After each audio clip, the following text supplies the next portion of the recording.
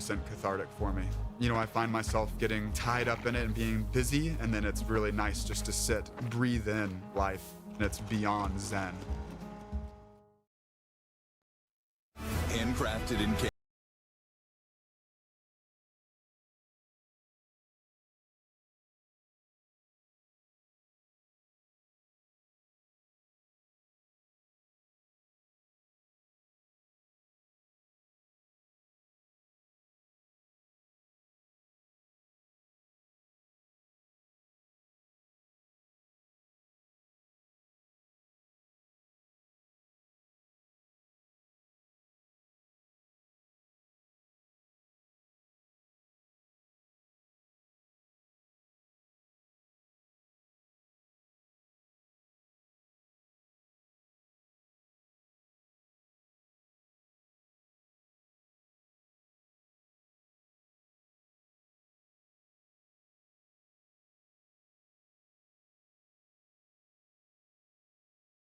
across the world.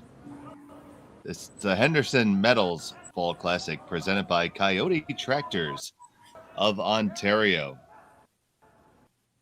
We have this matchup here between Mike McEwen and Brad Gushue.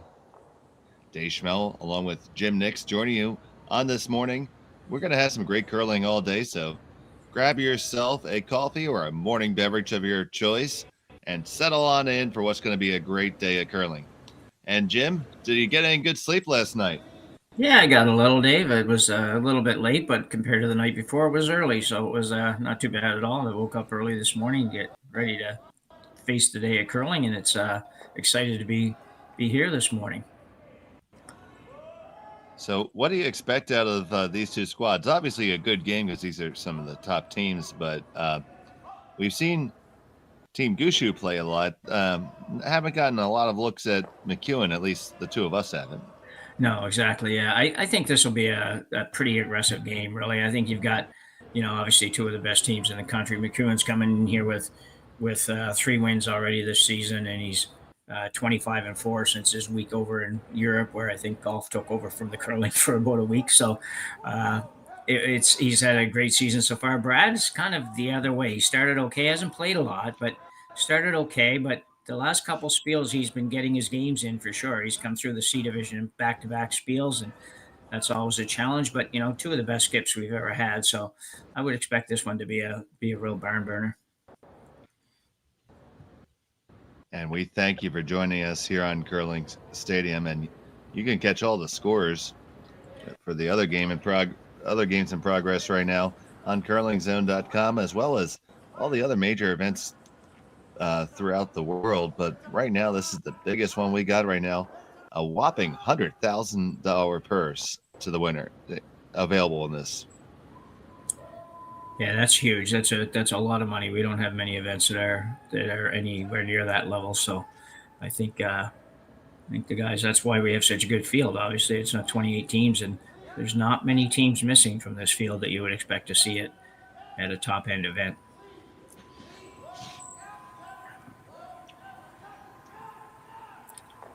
So it is Team McEwen with hammer.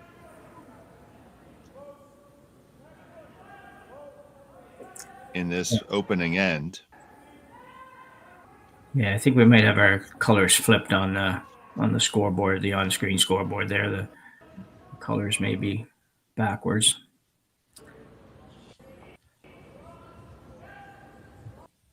Gushue in some trouble here, really. It's only McEwen has hammer. We didn't see the start, but we, counting them up and looking at our board here, it looks like McEwen's got hammer, and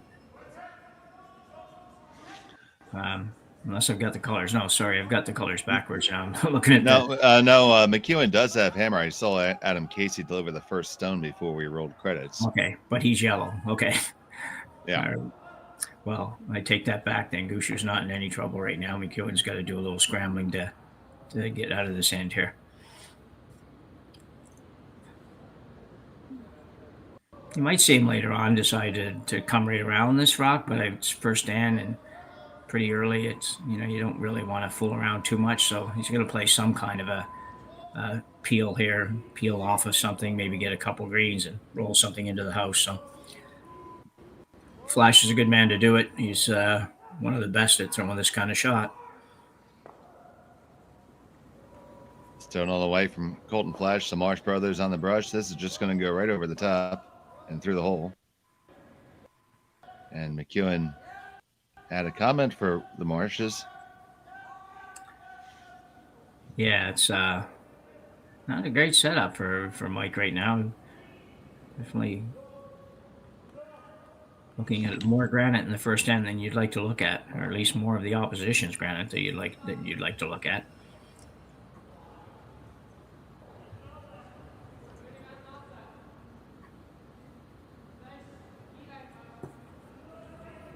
So if you're Gushue here, how many are you looking to solidify? Well, you're really only looking at one. You don't have hammer here. I don't think you dream real big here at this point. I think you try to say, well, how can we get one in that he is going to have a really hard time removing and perhaps pick up a steal in the first end. You know, I think at this level they don't dream about getting 3 or 4 here. We might do that on Tuesday night league. Think, well, we could steal 4 or 5, but these guys aren't thinking that. They're just trying to figure out how to get one, and if not get one, make sure they force to one.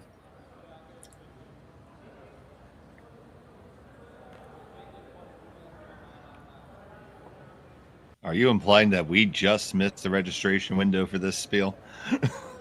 Yeah. Probably by about 40 years, I think, in my case. So this looks good. Oh, you almost put another one through a hole. Oh, you did remove 2 Gushue rocks there, and importantly, open things up a little bit.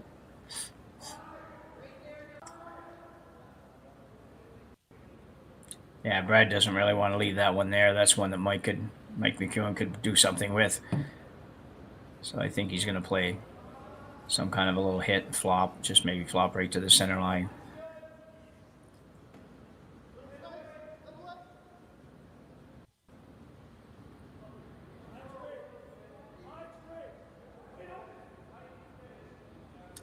Both these teams have 4 wins in this event so far. Mike came through the B side and ended up 4-1 leading into this game, and Gushue through C he was 4-2, and had a couple of squeakers. We've done a few Gushue games now, and still an extra end, and then one in an extra end, and won another one by 1. He hasn't exactly blown the opposition away.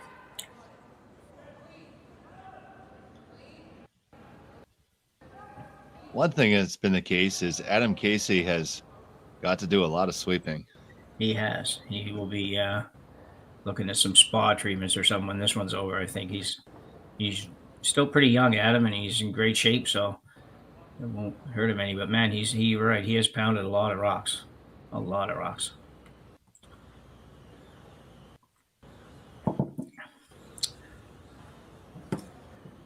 McEwen toying with the idea maybe of not hitting something here. I think he's going to have to hit something. I think he's taking a look to see if that double takeout goes. It's a tough angle, but it should be there. Yeah, it's probably there. I think, I could be wrong, but I think he'll just look at hitting this and rolling behind the greens and maybe to bite the 8-foot. Okay, he's looking at a hit and roll all the way over.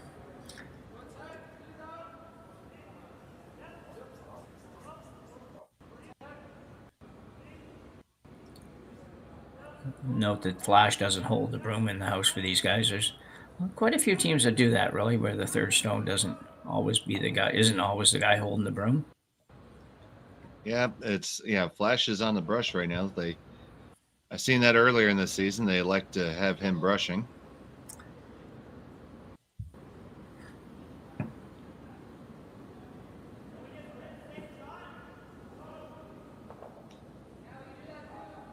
And Flash is there walking this one down. Gonna hit the one. Come on over and roll. Do you get right to it and lock on? That is really nice by Mike McEwen right there. Yeah, that's pretty much a pretty close to a perfect shot, I'd say. I don't know how you could make it much better than that. That's just the way Mike's playing. You remember, I mean, Mike wasn't quite as high up on the ladder in the forefront for a couple of years playing, but then you think back to a few years ago when he was really, he just did never miss. Like he literally never missed anything for about a year or two. It was just impressive to watch. And he's kind of back in that range these days, obviously with a record of 25-4 since his trip to Europe. And he's not playing in club spiels. He's playing in all of these spiels. And that's a pretty darn good record.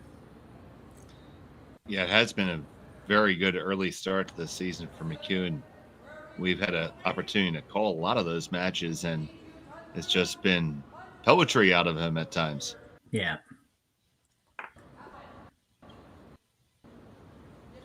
Found that some magic in that old corn broom. Yeah. Might be some corn under there somewhere, I guess, now still. Mostly tape. Yeah.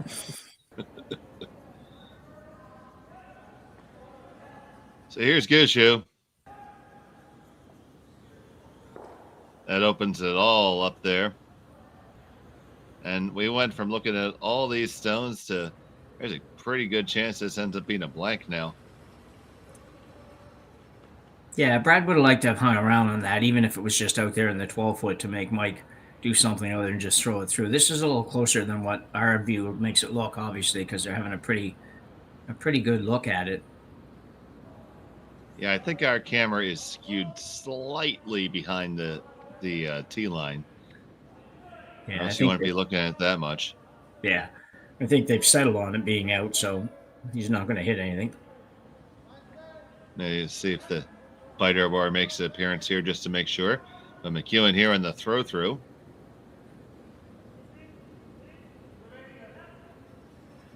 And they are going to put a stick on him, so.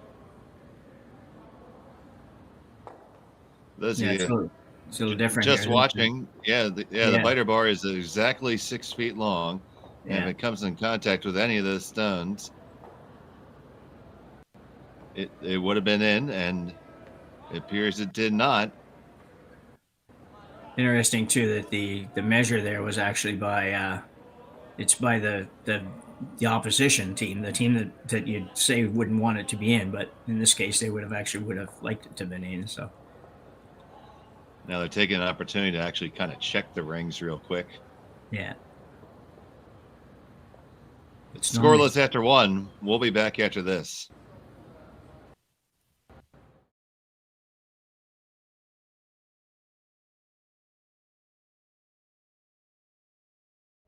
Here at Red Arena, we are trying to help.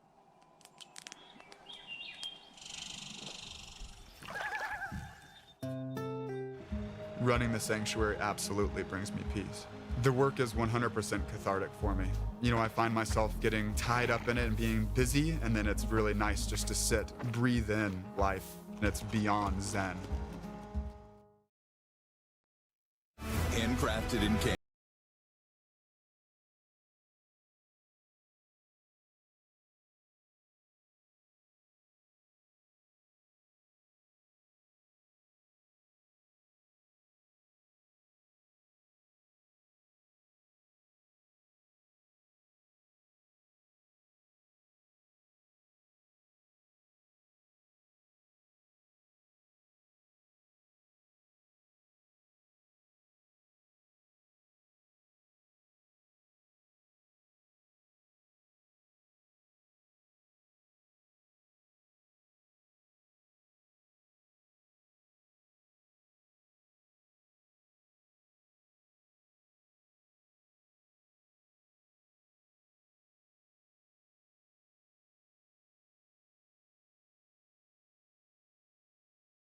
And to make sure that we always show up in your feed, make sure you like and subscribe. Hit that little notification bell. You can find out when we're going live on curling absolutely anywhere. You can follow all your favorite teams. We have playlists for teams and events. Great way to stay apprised to whatever's going on in curling. So we saw that blank there in the first. Some good work by McEwen to dig out of that. Yeah, I would agree with that. I think, too, that Brad probably a little disappointed he didn't get some kind of a force on that end. At one point, he was sitting 3, and there were no yellow ones around. So you kind of would expect that you should be able to, at very least, get a force out of that. But McEwen, like you say, McEwen's team just did a good job, a couple of doubles, and worked their way to a blank in. So now we see Adam Casey delivering his second, or as we'll refer to him at least once, fake Jeff Walker. That's a couple nice rocks by Adam there.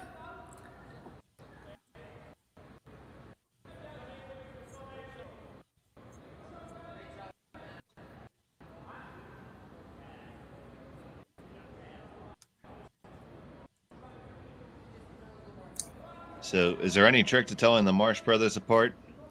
Probably, but I don't know what it is. Yeah, I've heard somebody say that before. Like you can tell there's a subtle difference there, but it's I don't see them enough to really know what that would be.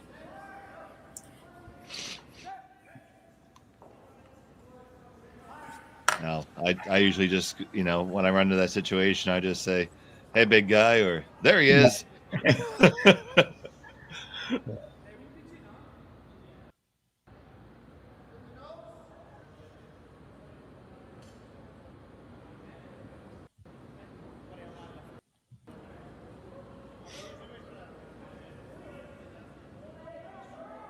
So now the real Jeff Walker is going to draw this one, looking to be right top four. This looks pretty good. Bit slow down. Just squeezes past the guard. That's going to stick out the other side significantly. Yeah, almost a full rock. That's one thing that we've seen has been a lot of late finish in these stones, and they were textured on Friday, assuming they were conditioned before the Spiel 2, but they were touched up just a little bit. No word on if they've been touched up again. If we find that out, we'll let you know. Yeah.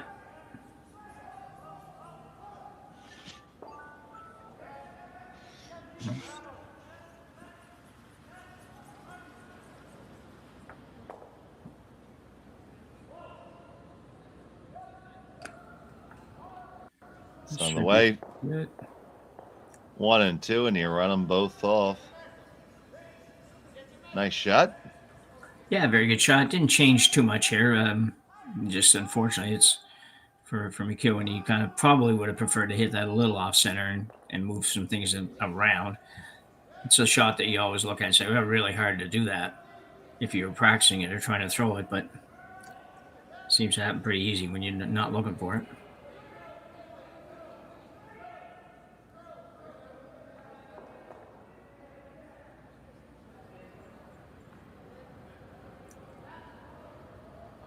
Now Walker trying to get this buried a little bit better and not generate an angle to almost guarantee the double stuff.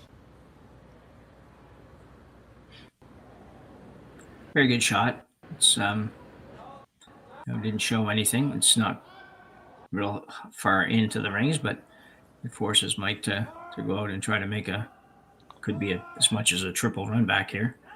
A triple. Yeah, with these. Absolutely. With these being a little bit tighter, I would think that the triple is going to actually be just a touch easier. Yeah.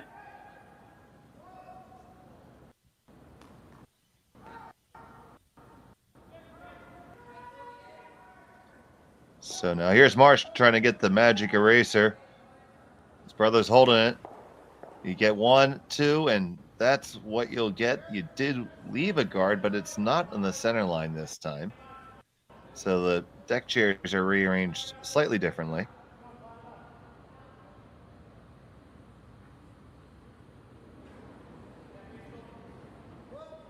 You see there Brad tapping for another guard.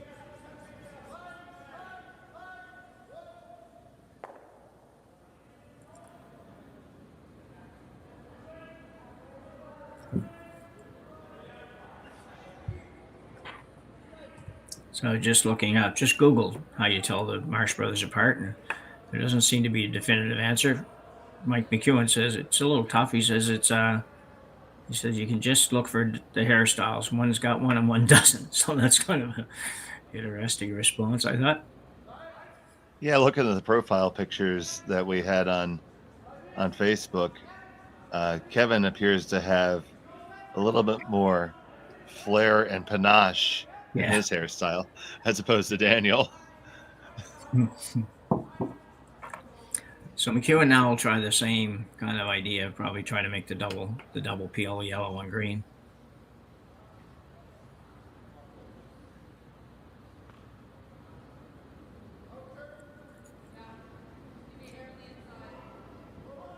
The stone's on the way from Flash.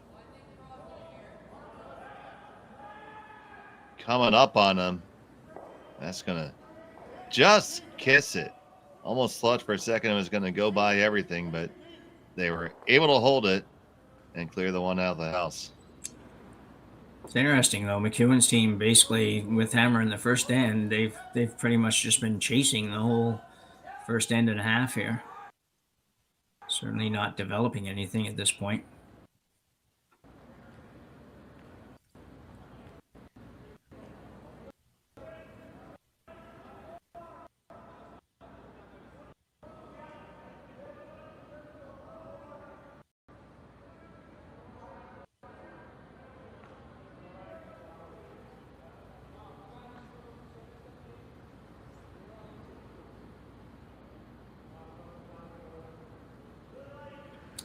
It's a good spot.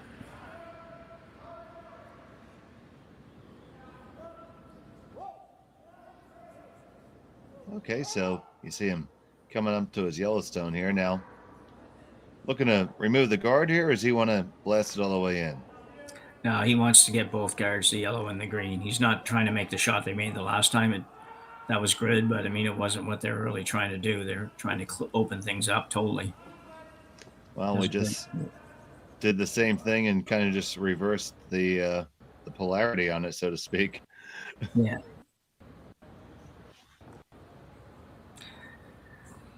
Because he has the one in the 12-foot, though, it's Brad has to be careful with this one. He wants to make sure he doesn't leave Mike an easy kind of run in or something like that for a deuce. I say easy. They're not easy, but sometimes these teams make them look like they're just pretty simple shots. It must be really nice. Yeah.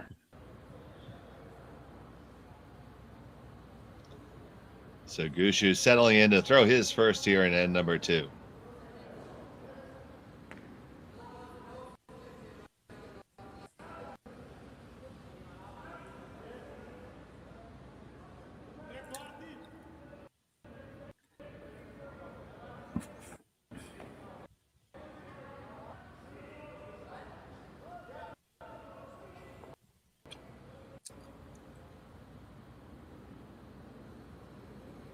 That one's going to be pretty short of the rings here. Yeah, I think you'll see Mike trying to make the run back now. Ideally, he might make it and stick it right there or just be partially covered by the green guard. But if he made it go away, he wouldn't be too unhappy. I think Brad would sink one in there pretty good, but he has to do it. So, and it curls so much, if it ever just over curls even a little bit like it did earlier in the end, then it would be a gettable rock for McEwen for his deuce. So 2's not out of the picture yet for McEwen, even though they've been, like I say, just kind of chasing the whole end.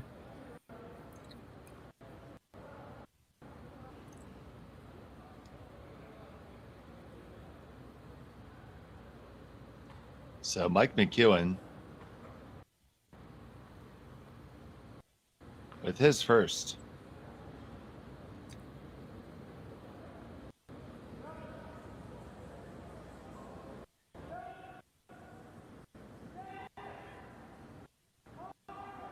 Gonna get the one, push it back. It's gonna clear it out. You are gonna spill the run back. And a contribution from our community. The Marsh brothers are wearing different color gloves. Oh. Well, that was simple.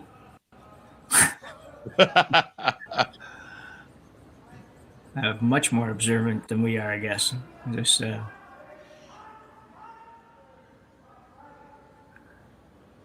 see, we have black gloves there in the house, and white gloves were just sweeping. Okay, So perfect. it truly got white glove service coming down the ice there. Yeah. Yeah. Yeah. As we hear a little groan go up from the community.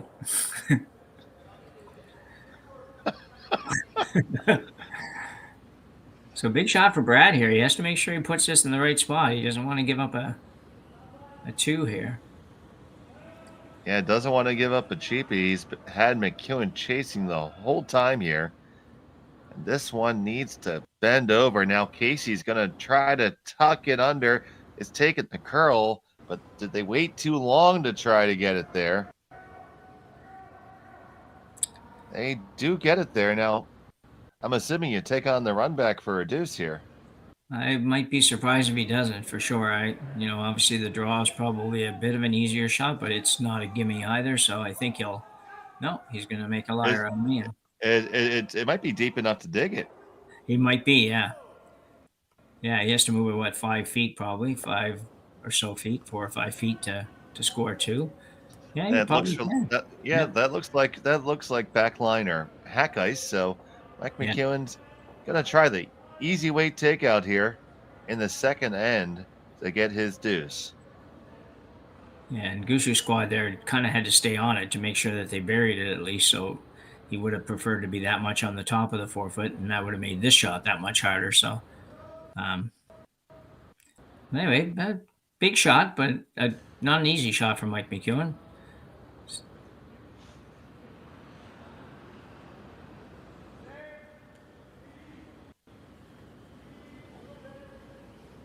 So Mike McEwen with the final stone of the second end, looking to dig out this rock from Brad Gushue to get his deuce. Now flash to hold, and got to sneak past the guard. Past it, you're fine. Now Marsh, walk it over, get it to go, and far enough. Does yours stay? And yes, you do, and it's 1 and 2 for Mike McEwen. Great shot. And he's going to take a 2-0 lead here in Sault Ste. Marie. We'll be back after this. Here at Red Arena, we are trying to help people through equine therapy. Working with the veterans has been a very amazing experience. Our little motto that we always say is empowerment through horses. I love what I do. I'm just happy to be a part of it.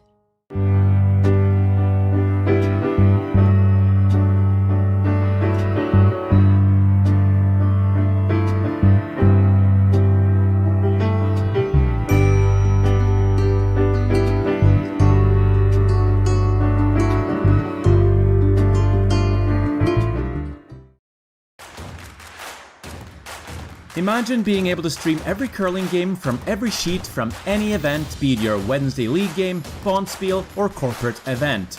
Curling Stadium offers an all-inclusive streaming solution featuring high-quality cameras, ease of use, great reliability, and minimal installation. Offering your sponsors customizable ad space on your streamed curling games and being able to sell video packages to your corporate events for increased revenue. With Curling Stadium, you can stream to any device, be it your mobile phone, tablet, or computer. Push the feed to your desired platform, be it Facebook, YouTube, or any other social media. Curling Stadium is simply the way forward. Where it's commonplace in other sports to televise every game, we want to do the same. Curling is a global sport, and it's time it gets the coverage it needs. Make your curling club the next Curling Stadium. Back here from Sault Ste. Marie, third end of the Henderson Meadow Fall Classic, brought to you by Coyote Tractors of Ontario. From the YNCU Curling Center in Sault Ste. Marie, and an absolute pistol out of Mike McEwen there to get his deuce. Yeah, just a big shot by Mike. It's not an easy shot to throw. You've got to be absolutely perfect for the weight, and he was. If you overthrow that just a little tiny bit, you don't get anything, and he sails on by, and Gushue steals one, and really McEwen kind of got 2 out of nowhere there because it really wasn't an end that they had any control of other than getting the one rock behind the corner. So good shot, and Gushue will have to try to come back with his own deuce here. in this end. Pretty standard setup here, a center guard and a corner. Although this effort to come to the top four looks like it might be just a hair heavy. Yeah. Yeah, it dug in pretty good. I thought I was going a little bit deeper than that. So did I, but you know, the curling world knows to make a liar out of me.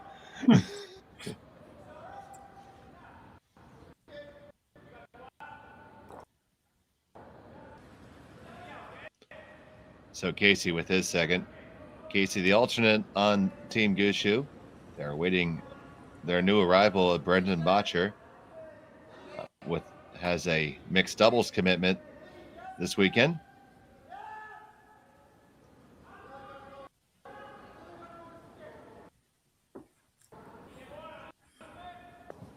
Very nice shot by Adam. He's nice control of draw weight today. A little bit up and down in draw weight. We've seen him be. He's been very good, but he's just been a little up and down on draw weight the last couple of games that we've done, and today he seems to kind of have it zeroed in pretty good. Yeah, I'd say the roughest game he had for draw weight was the match against Dropkin. Yeah. But then really picked it up since then.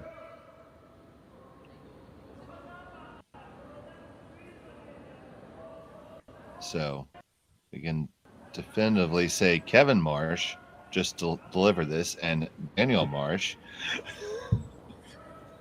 is sweeping. Yeah. That's a good shot as well.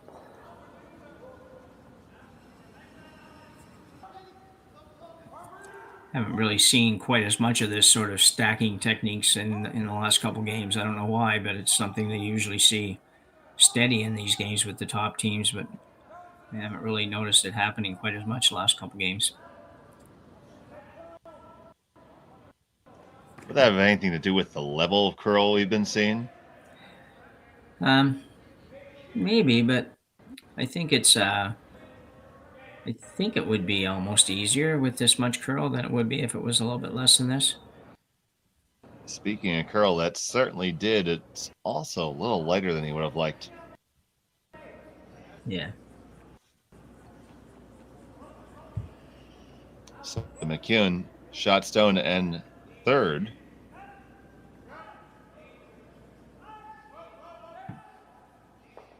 He's going to look to come down to the corner of the Gushue Rock line second. That's a good possibility. What else do you see? Well, you could, yeah, okay. He's going to play the out turn draw. I was going to say he kind of motioned that he might consider playing a run back on the green one, but pretty early. I think he's got one in there that's pretty solid in there, or a couple that are in there pretty solidly. So he's going to keep going here and see where it takes him.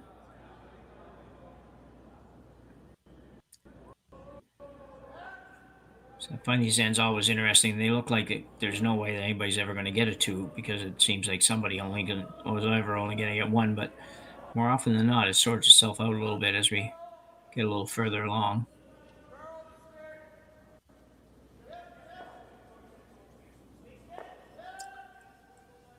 Pretty good shot. Gushue could probably get rid of all the yellows if he wanted. Don't know if he can skinny that top one enough to make that, but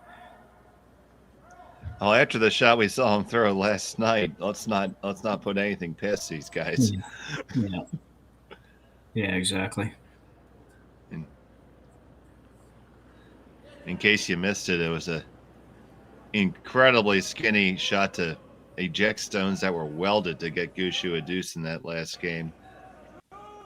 You can find that highlight. It's been posted a few times by folks, including Team Gushue.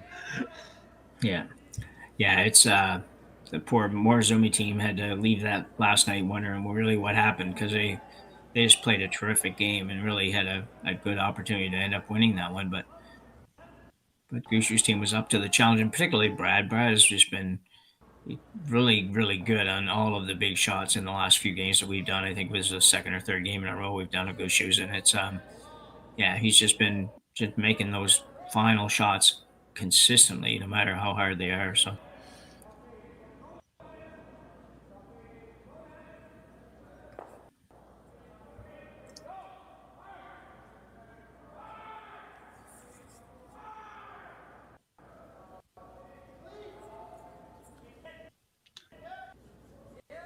Just gets it by. Might have even rubbed a hair there, but big brush from the Marsh brothers there.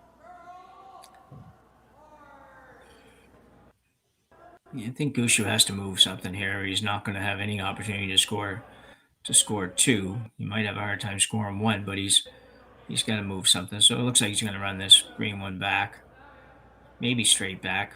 If it touches the one that's on the green, that's probably even okay as long as it just touches it.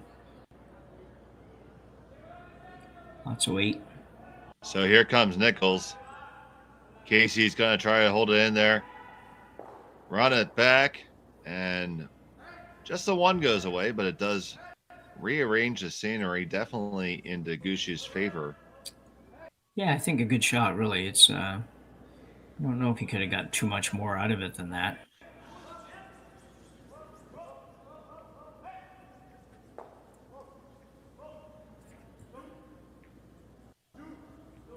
It's interesting. I was just looking over the standings in the mixed double event where Brendan Botcher's playing this weekend, and there's 4 pools, and one pool top team right now is from Korea. The next pool, their top team is from Japan. Then Homan and Botcher's top of their pool, and then the other division is a team out of Australia. So it's it's just interesting how it's become such a world game, particularly in mixed doubles. Is it the Gill pair from Australia? Yeah. Oh, they've been playing really well this season. Yeah, they're ranked 1 or 2 or something in the world, maybe number 2. I think their team ranked number 1 is from the Netherlands, or we did a mixed doubles event for them on here back, a month ago or so ago. Now that one did not end up where Mike wanted it, I think. No, I don't think so either.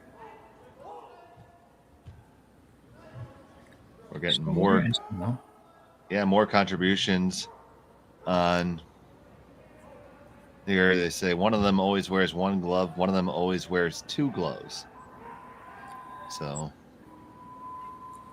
interesting. But very interesting as this ends. So they're going to talk about it, and rightly so. What do you think is the best option here, Jim? Yeah, it's a really interesting shot. I think, you have a couple of opportunities. You could run the green back if you wanted to. I think it would be sort of a gentle back, not necessarily a big weight back, and to remove the yellow, because really McEwen doesn't have a lot of opportunity to promote that yellow stone. It's kind of in a pretty tough spot. And would come up against the green, but not with enough weight to get it out. So that's one option for sure. I don't think he'll open up the front. He could, but I think he's far enough into this now that he probably sees being 1 shot away from a good situation. So I think you'll see him play something on this green one, on his green one. These are always difficult because sometimes you're better off blowing it up a little bit and let it sort itself out.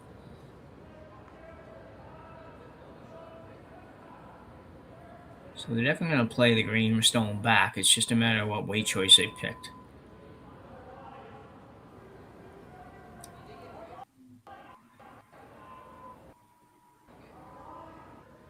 Not a lot of ice, so I don't know what that weight is for these guys. It's I'll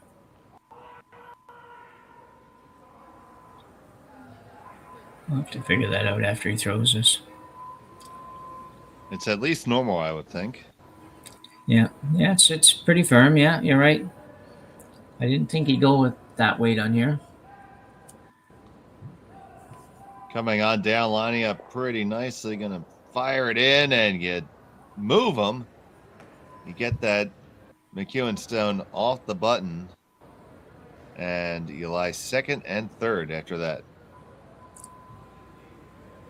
Yeah, I don't know if that was a great result. I'm not quite sure what they thought they would get out of that, but I don't think that was a great result. I think Mike now can make the double and be sitting 1 buried or 2 with 1 buried. And that's why I didn't think he'd throw that weight. I was kind of thinking he'd throw something a little bit lighter than that and have things stay around a little bit better.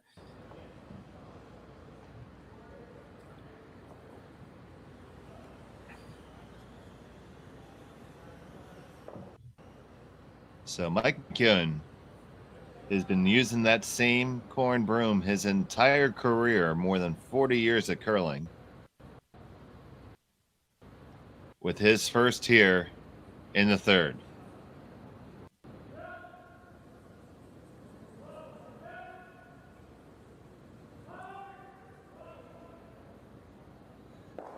Get the one over the two, split them both off, and away they go. Mike McEwen cleans up.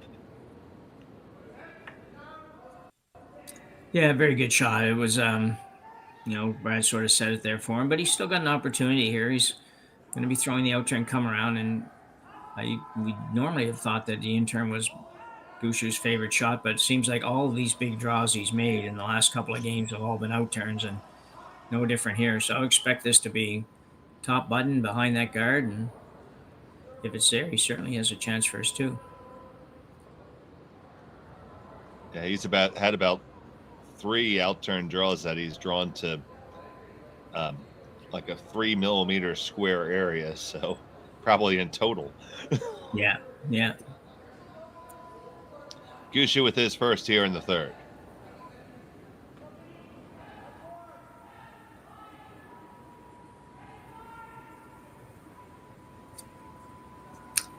Line looks pretty good.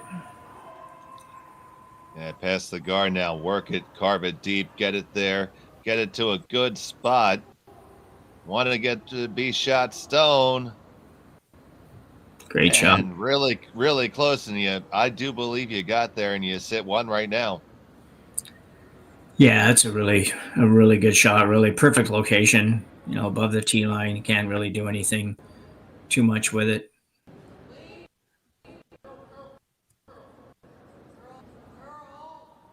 Now, Jim, you can probably certainly get to that rock on the in-turn side. Do you think you could ever get there with enough force to move it? Yeah, I think since I was wrong the last time, thinking he couldn't get there with that much, I think that he could get there. I don't know if he's going to try that. I think that he's looking at, being while he's tapping there with the little magic broom, and anywhere along there, probably figures Gushue's going to have a really difficult time scoring too, as long as he's somewhere in that area, protecting basically the 4-foot. It's probably a good call, I think, Dave. If he goes around on the in-turn and doesn't get it, then Gushue has just the same draw for 2. And as we just spoke, Brad doesn't need a whole lot of room to make it. So this is probably a good option. I think it probably leaves Brad the in-turn. I just don't know if you can get it in the right location. You have to clear that green guard on the outside, the corner guard, and once you clear that, I think you're going to come to the other green stone. It's not going to help you there. So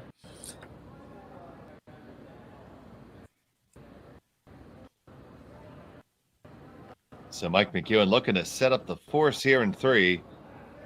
His final is on the way.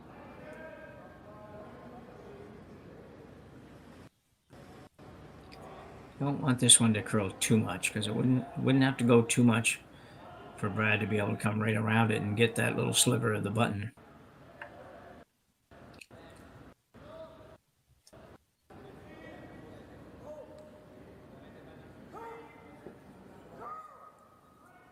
Top 8, does that get the job done for you? Yeah, I think it does. I think it takes away the out-turn draw anyways.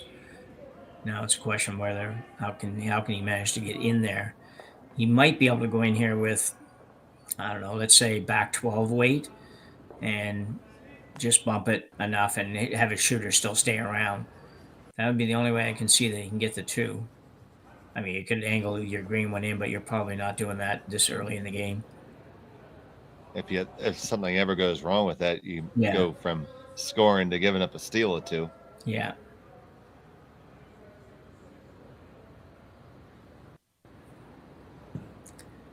And I don't think sometimes you'll see teams that'll draw here and figure they can draw and just rub off their own, and with the rotation of the stone, manage to get it to spin in at the end. I don't know that there's enough room to do that here. I think you have to get so much closer than the yellow one. I don't think you'd get enough action off the shooter to make that happen.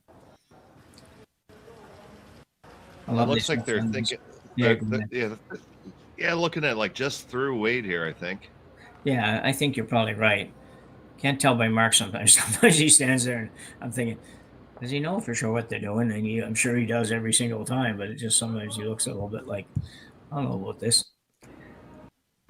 The shot's there for sure. I think it's definitely makeable. He's got a little room to roll. I mean, he's got, if he comes to the yellow one, even with back 12 or something, he's probably got a foot or 2 feet, maybe 2.5 feet even to roll with the shooter and still score the two. But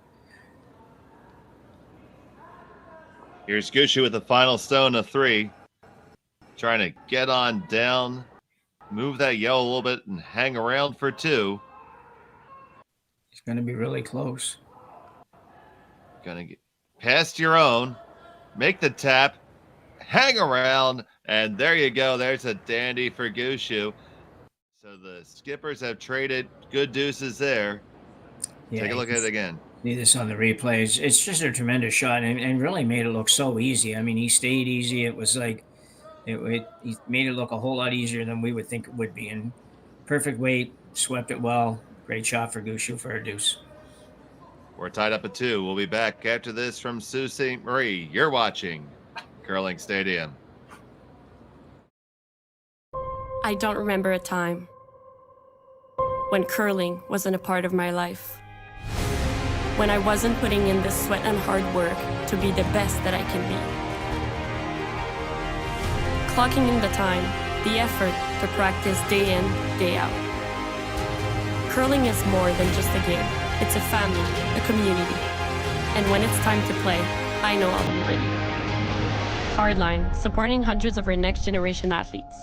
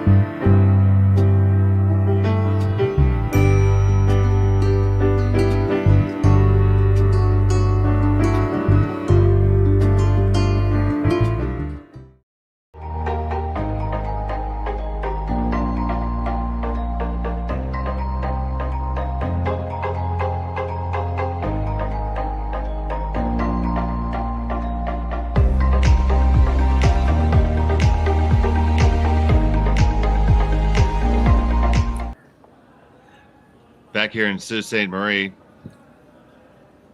Tied up affair now in the 4th end of the Henderson Metal Fall Classic. Great sponsors of this event. And it's also presented by Coyote Tractors of Ontario. We've seen the skippers trade a pair of beautiful deuces. Yeah, absolutely. They just, they made something out of nothing. Both cases, Mike the end before and Brad this end. So kudos to those guys. I wouldn't have expected much less with these two teams in this game, but still, well done.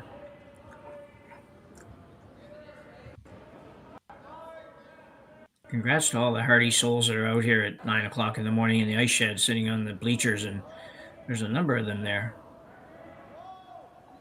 There's been good support for it pretty much all weekend long, usually until you say that there's a lot of hardy souls there. Yeah.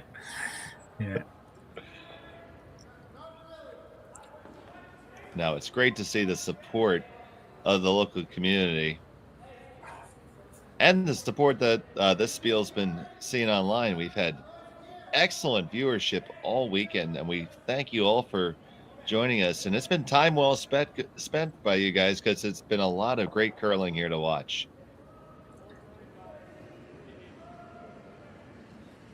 So now Jeff Walker.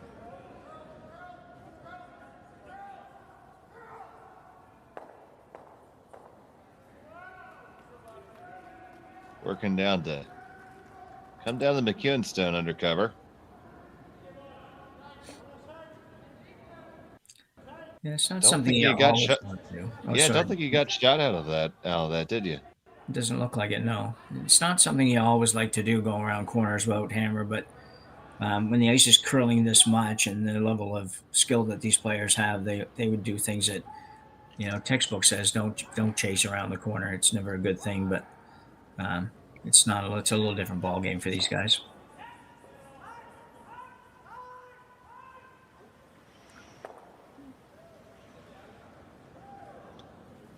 Marsh looking to do some housekeeping here.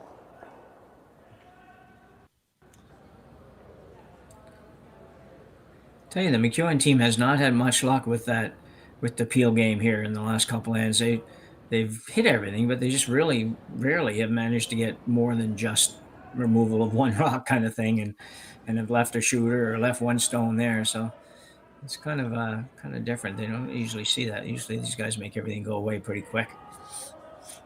Now I see here Brad discussing that you might just want to play the stone that they just threw back a little bit onto the one on the tee line and lock it in there that way. Yeah, I think that's a good call here. It's you don't want to leave that one there, and let's go down here, tap this back, tap it back, tap it out. Even is fine. Looks like He that's indicated it. fine. Yeah. Yeah, it looks like he indicated for about back line weight here.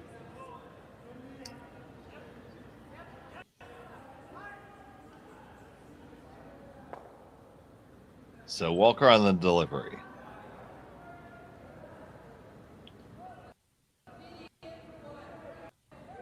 Nichols working to hold the line. Squeeze past it. Yes, you do. Just got by a sliver. What a great brunch. Yeah, that was a great brunch. My eyes had already gone off of that one. My eyes had kind of gone over to the other green one just half a second before it was supposed to hit. But anyway, it got by. Great job. Mark's a personal trainer by profession. He's probably done a lot of training on his own, obviously. So it's Gushue lining 1, 2, and 3, and now McEwen is having to do some serious chasing here with hammer. Yeah, you can get rid of a couple here, maybe get rid of a couple and get a little roll.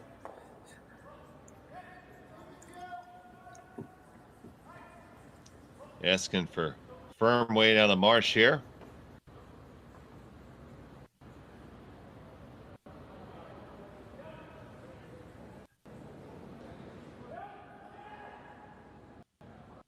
This one needs to come up a hair to get more than one. There you go. You got two out of the way this time. Got rid of two and one on the other sheet even. Yeah, a little bit of shrapnel went over there. And yeah. They exchanged their apologies. Everything's behind the house, so that's a good thing. So good shot there by Marsh.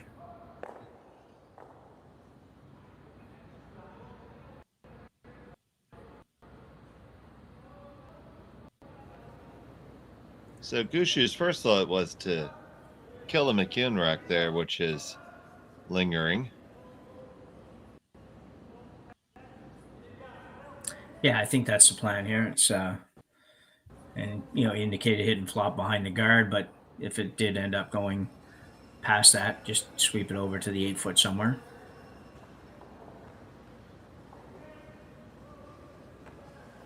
So Mark Nichols.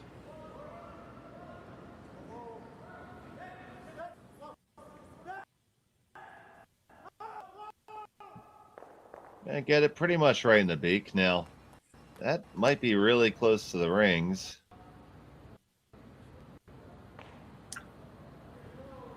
Yeah, McEwen appears to be off. Yeah. He may opt to get rid of that one. Well, same shot, basically, that Brad called.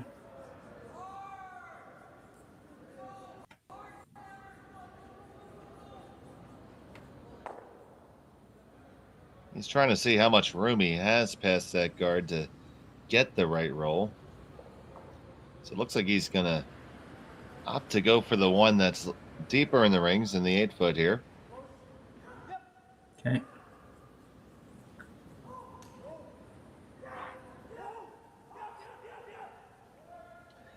Colton Flash.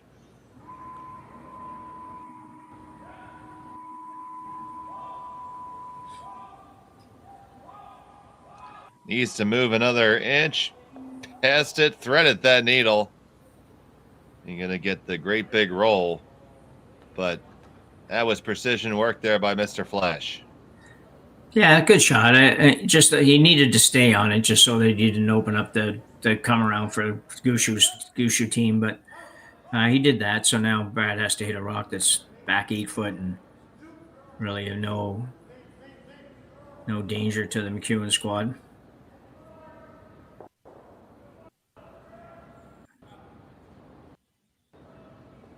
Now Casey's looking to work it over. This does need to come up. It does, yeah. And they just get there, and they're going to roll out. So little opportunity for Mike here to duck under something. Yeah, that's not a good one for Mark. He wanted to hang around there for sure.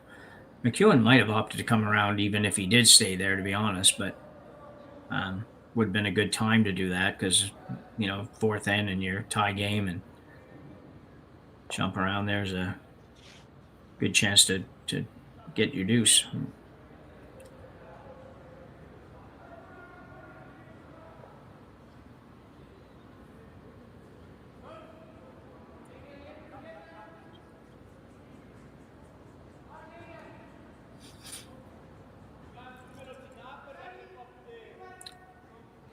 Looks like they're going to take care of this Gushue stone and roll onto the rings. Yeah, it's just a bit of an opposition to stand here, so I'm trying to.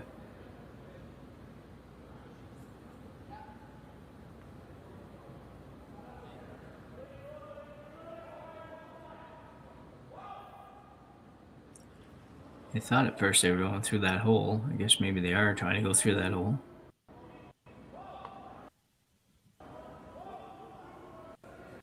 And that's what they did. Oh, they fooled us, buddy. Well, yeah. Fooled me. Yeah. Well, I wasn't even sure. I didn't quite catch the start, but it was just an odd spot to be standing if you were playing any kind of a hit there. So Gushue will get to try another draw.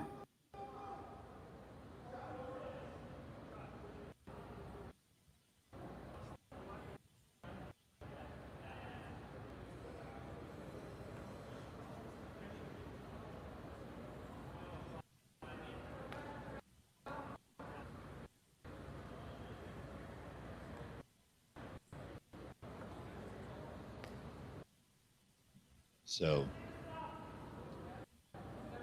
Brad Gushue out of St. John's with his first here in the 4th.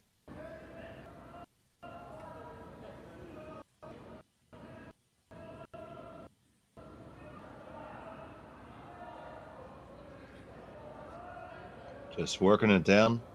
Line looks pretty dandy, just managing the weight right now.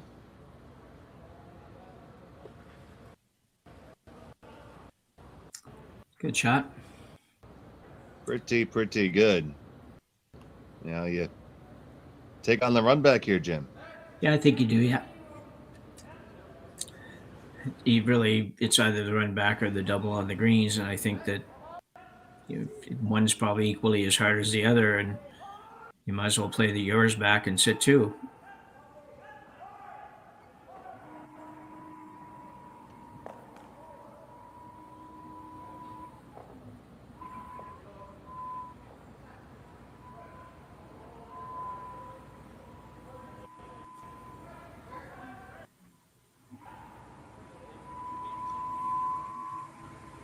So Kevin Marsh puts the broom down for his skipper.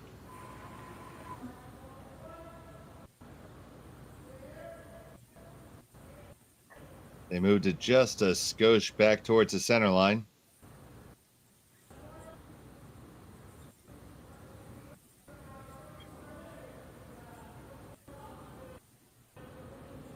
And here's Mike McEwen with his first of the 4th.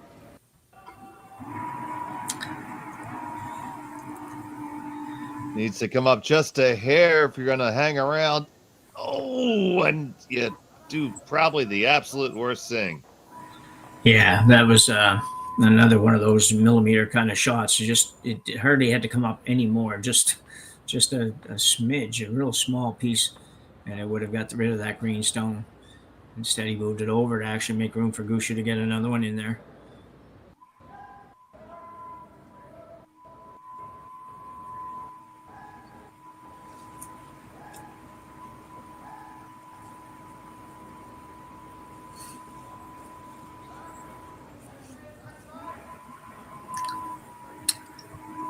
If you put this around top button, you're going to be in a pretty good position.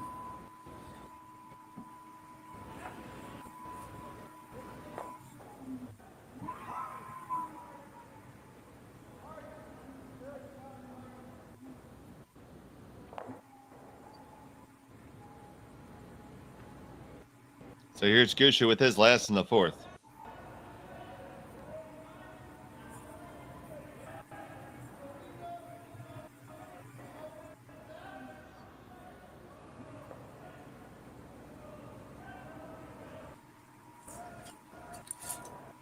I want to get this a little further than that, I think. Yeah, I would have thought that as well. I don't know for sure if there was much benefit to getting any deeper than that, but it felt like you normally would want to go a little deeper. However, if you get down there a little bit further, even with the other one, and Mike does decide to play the run back on the yellows, he could possibly get a couple. This is probably a harder two now.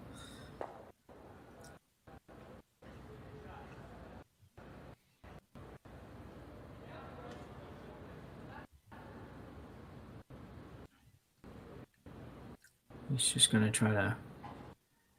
I think he's just going to try to make sure one of them goes away. He could make the double here. He'd roll out if he makes the double. And he'd score one, but right now that would probably look pretty good to him. Yeah, right now he's facing a steal because that's not the easiest draw to make if you're going to draw. No, I don't think there's any draw there really at all. I think it's that's the one thing about if Gushue had been able to get that a little bit deeper, he would have had less of this rock to see. So this shot would probably be there. You'd probably force him into doing something different. But you can't cover everything usually, so we'll see how Mike gets along here. Yeah, tough double. Like it's a real tough double.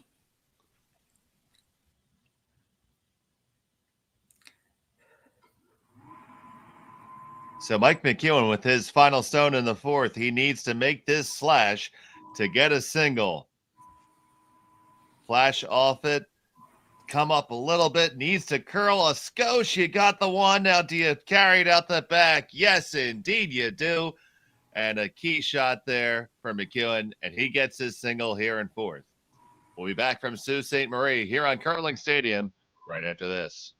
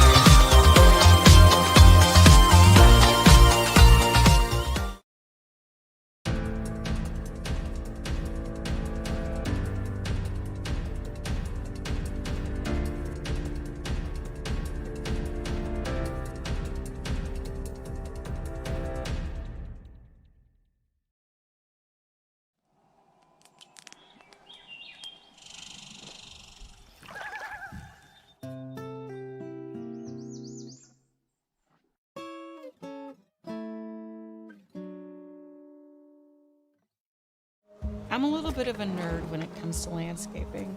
I've studied soil down to the microbes. It's that level of detail I bring to my work and to my business. Straight lines and a healthy ecosystem is what I'm all about. Yeah, that's Back here in the fifth end, or halfway through this game between Brad Gushue and Mike McEwen. It's the Henderson Metal Fall Classic, brought to you by Coyote Tractors of Ontario. And big shot. I know it's only a single point, but that was a big one for McEwen. Yeah, I think so too. It was he absolutely made the best he could make out of that shot, and it would have been very easy to give up a steal of one there, and maybe not that hard to give up a steal of two if he ever takes the guard.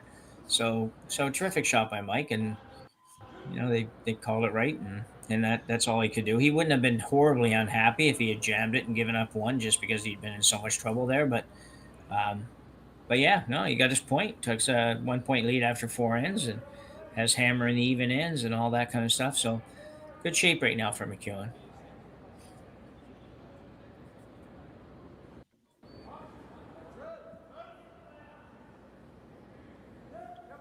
And now Gushue is going to try to posture this so maybe he can take away that even end advantage from Mike McEwen. Yeah.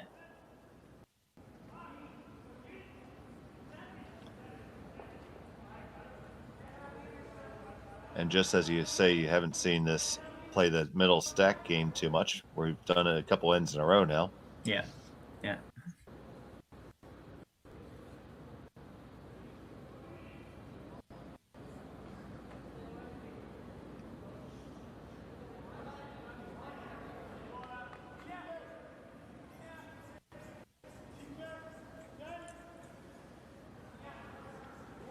He's working pretty hard on this. Oh, he's going to be okay. Yeah, got it around, no problem. Yeah. And you're going to come right on up. Pretty close, but you are dead lined up.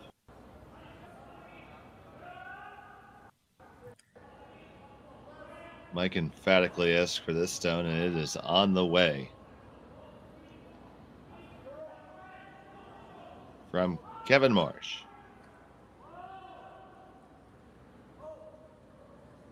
This one, this one's going to get over there. Yeah, it needs to get over. And now it takes the curl. Now can they bring it over, finish it, get it there? Well, it came a lot further than I thought it was going to. Me too. Yeah, I know, it's amazing. It doesn't seem to really matter how far out they are. They will eventually get there. In the old days, we can make that happen, but we'd have to dish it to make it happen. So we'd have to really have the center be a lot lower than the outsides, and as a result, nothing would curl to the outsides. The corner guard game was kind of useless, but now they have them going everywhere. Well, a lot of reasons for that, but it's pretty amazing to see that much curl coming to the center and still see 4 or 5 feet going to the outside. A big shout out to all the ice technicians that allow us to play this game, and especially the ones at this level.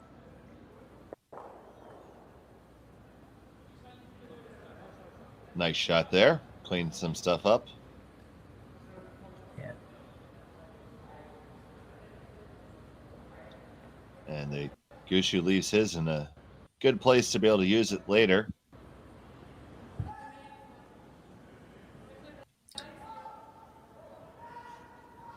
Yeah, I don't think anybody has an advantage at this point with the way everything's set up. It's just you have to wait and see who blinks first, I guess. And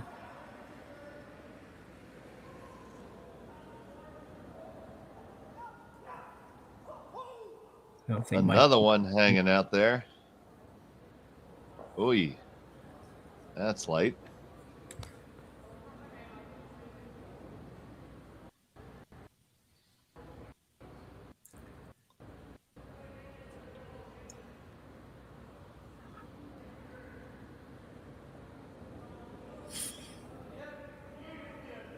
I don't think either skip is really happy with the way that setup is. No, it's unfortunate for Brad. He probably has to move something around a little bit here. It's just going to be difficult to get in there.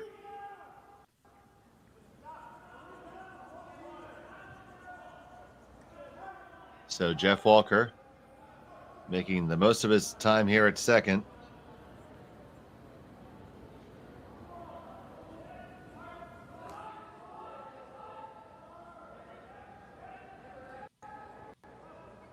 Nichols is going to have to hold this. You get yours moving. Now, can you get it to come under cover too? No, not quite, but still a pretty good setup. You leave yourself a few corners.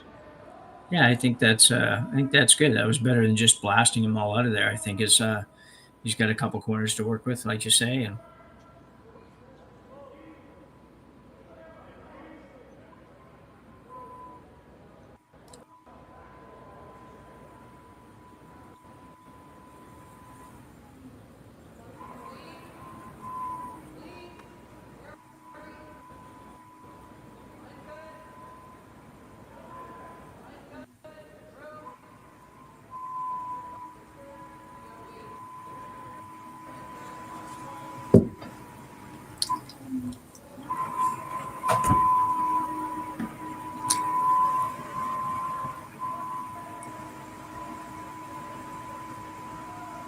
That one's going to come on up right there in the 3-guard position, and Brad Gushue is going to adjust that.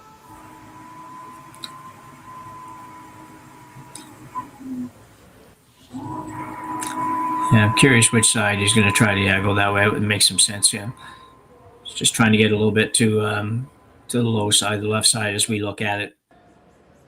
Just it would end up kicking the green one over, perhaps a little bit behind the corner, or at least leaving it behind your shooter here. So you won't want to be very much off center with this, but maybe just a little bit.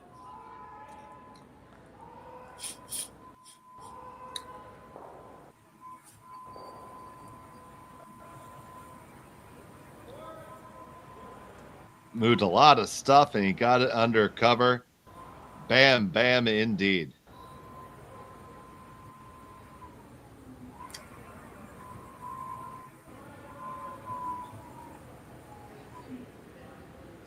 So that one underneath cover is something that's going to have to be worried about by Mike McEwen as this end goes further on.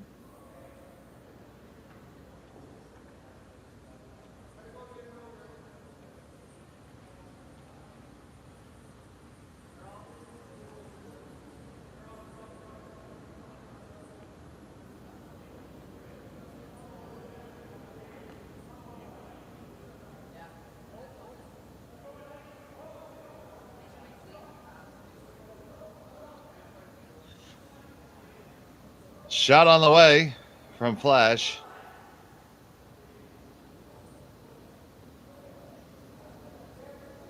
Looking to tuck it under. Gets a little piece of it underneath there, and they lie 1-2.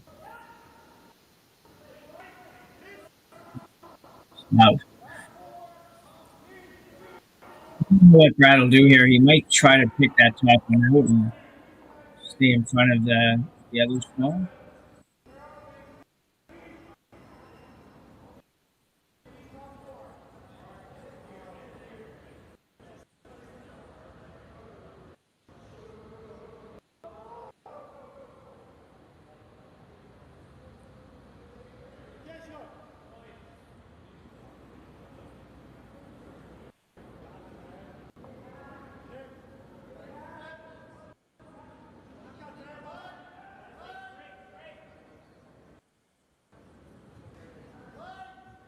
Might be going after a little bit.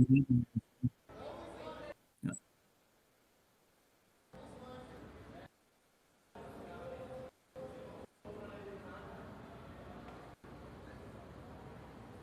So that's in there. I don't know if that's 100% the best result.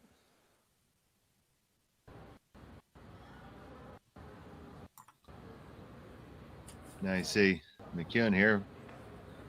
What do you think's the best option, Jim?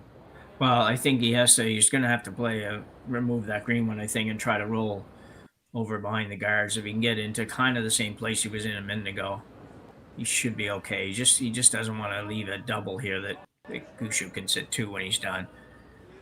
But to do that, I think he pretty much has to roll underneath.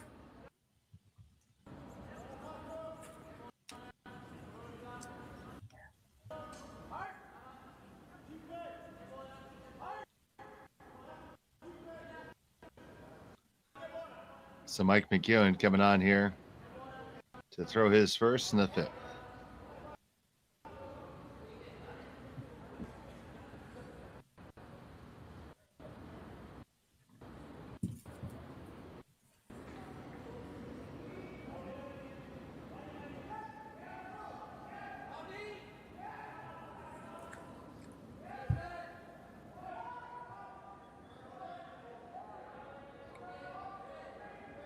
I think this one's got to curl a little bit.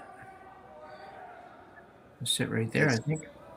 Yeah, it's gonna sit right there for sure. So Gushue should be able to make both of those go away and keep the shooter in the rings, I would think. Oh, absolutely, yeah. It's not far off a nose hit, so if he makes this double, he'll roll a little bit towards Mark's broom, and then you'll probably see McEwen try to hit and make the big roll behind all the green ones. It's probably worth a try because it's you're going to give up a deuce more than likely if you do anything but that. So I think I would try to go for that. You can roll anywhere on that left side of the sheet, and you're going to be somewhere where it's not easily removed.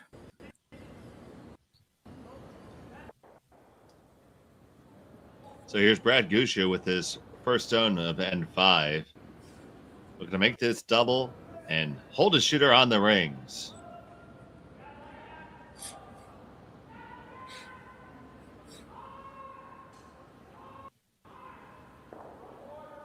Get them 1-2, and you did that perfectly, just like the skipper drew it up.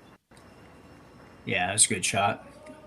They could have actually went even a little bit harder on it, held it out a little bit further, and then would have got another few inches of roll. But that's being a little bit fussy. And they're not going to make a liar out of you. The broom went right down for the shot that you indicated. Yeah.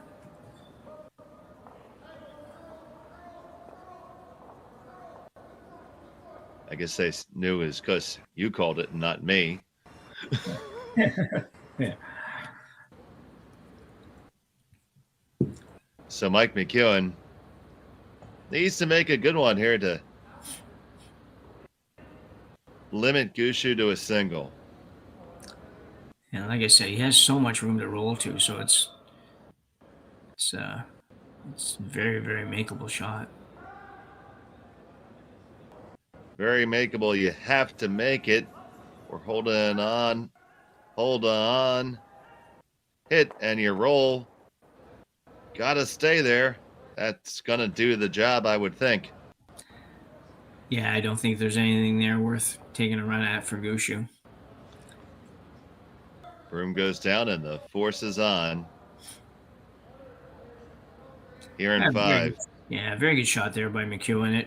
It's not a crazy hard shot, especially with that much room to work, but you still got to make them, and Mike's been making them pretty good. So very good shot, very nice.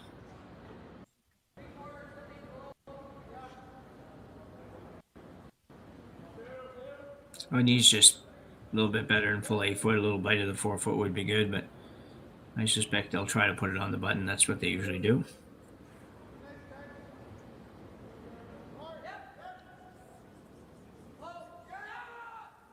So Gushue, with his final stone of N number 5 on the way, just needs to get to the 4-foot for his single here.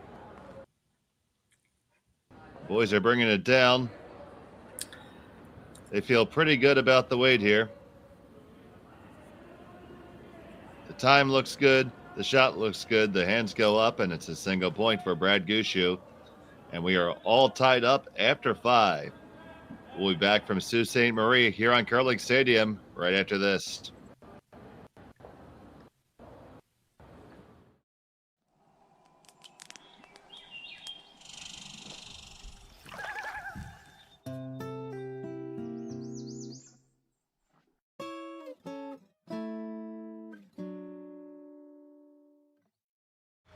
Running the sanctuary absolutely brings me peace. The work is 100% cathartic for me. I find myself getting tied up in it and being busy, and then it's really nice just to sit, breathe in life, and it's beyond zen. Handcrafted in Canada.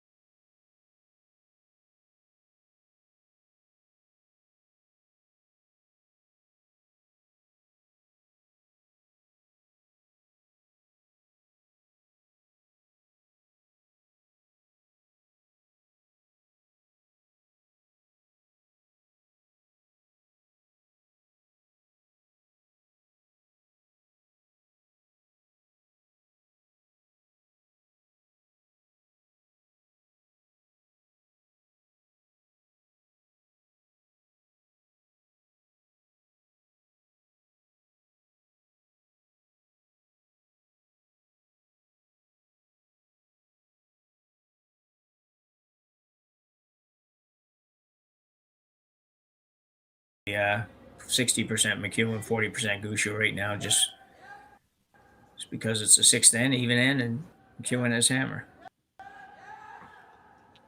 You see a good number of folks there in the lounge, and there's even more on the ice watching, enjoying some Sunday morning curling from the Sioux and the YNCA Curling Center.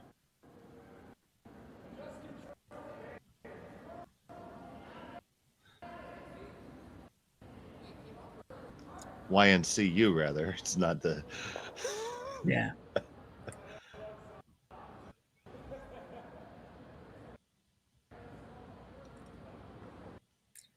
Yeah, I thought for a while there may be music playing on the ship there, so.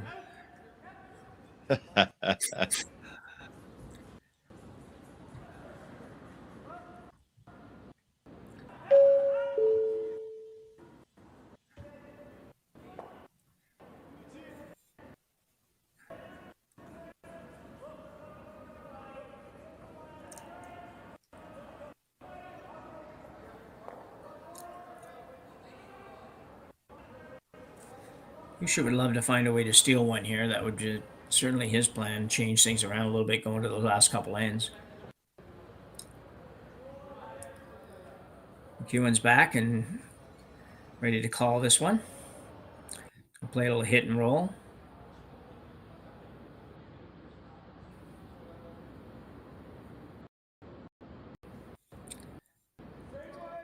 Second stone marsh.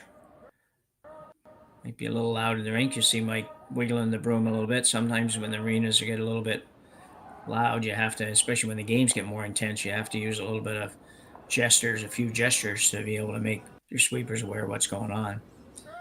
Very good shot.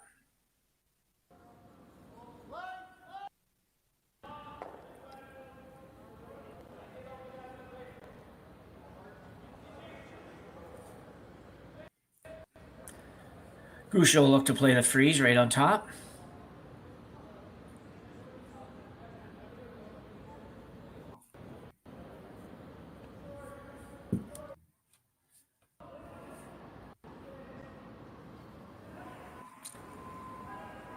Jeff Walker playing second this weekend.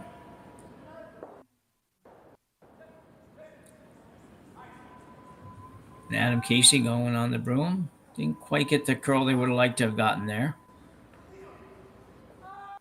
Probably a hair heavy, or maybe even a little touch outside. I'm not sure. We couldn't see that part, so not really an ideal spot. McEwen makes this now and flops in, and Gushue's going to have to do something, like possibly even play a run back that he would hate to play.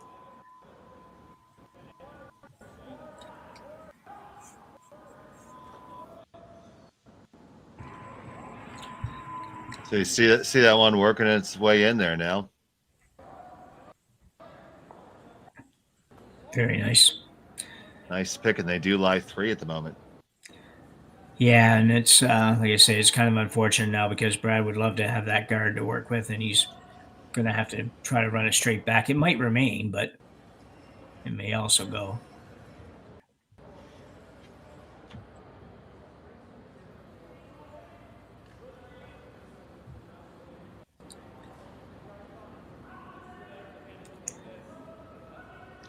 Stone's on the way.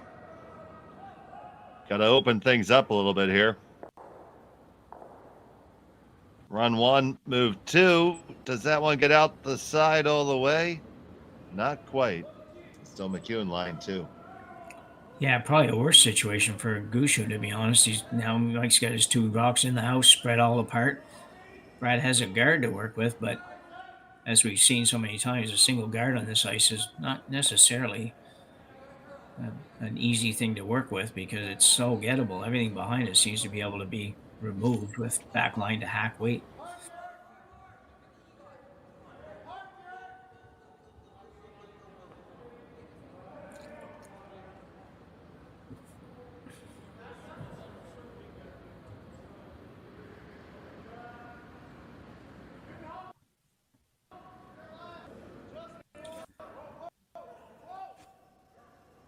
Bring that one in. They are sitting 3.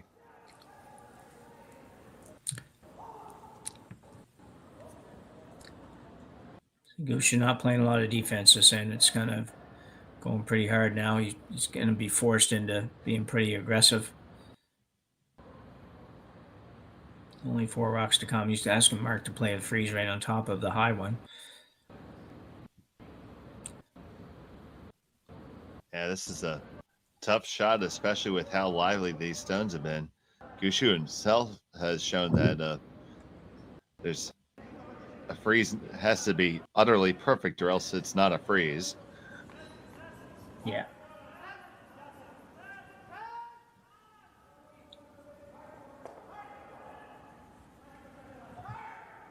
That's not bad.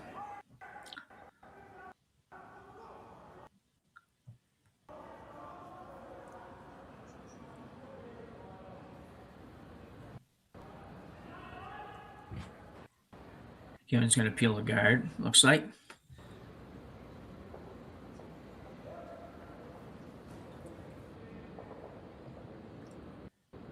So here's flash on the peel.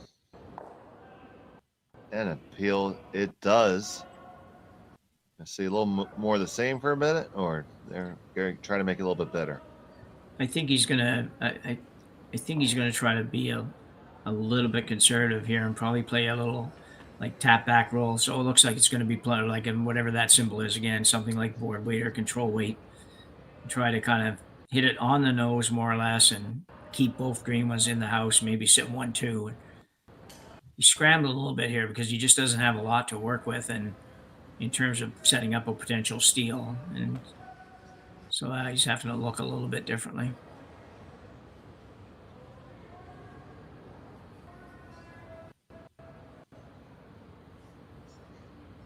Looks like he indicated for like a control weight so for most of us, that's around a 10.5.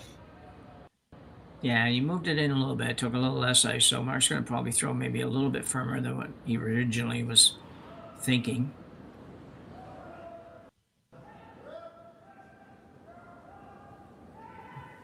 Comes on down, trying to hold the line. Don't want to lose both of them. 1-2, and you get a double and roll to be shot stone. How about that? Yeah, that's a good one. It would have been nice if you see it again here. So he hits this nice and thin on the back yellow. He couldn't curl too much or it would go over the top, and would have liked to have held the other green one somewhere back there and maybe sat 1-2, but still pretty good.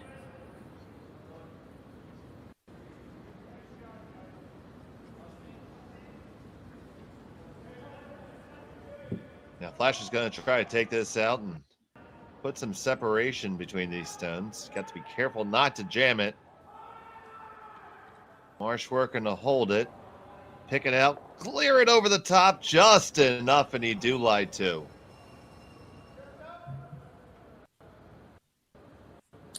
Yeah, that was a good shot too. He obviously would have been able to roll a little further away, so Brad didn't have a quite as makeable of a double. Rocks are 6 feet or so apart, I think, by the look of that. So, certainly not an easy one. Well, he's made quite a few of these look extremely easy.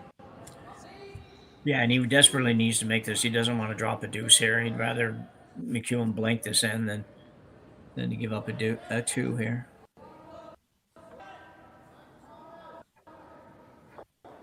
Brad Gushue with his first here in the 6th.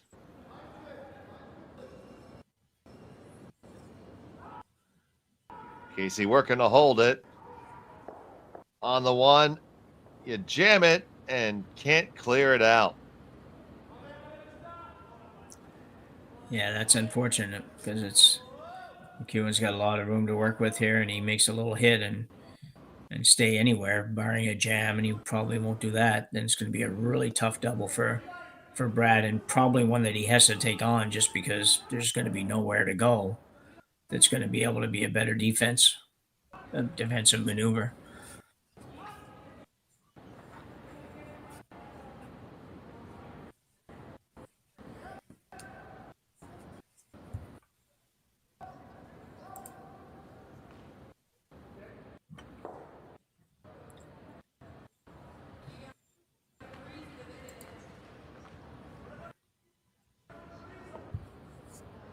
So, Mike McEwen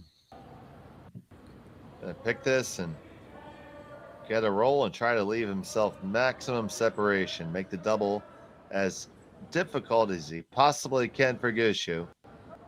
Can be really close to jamming this, though. And Whoa. oh, Yeah.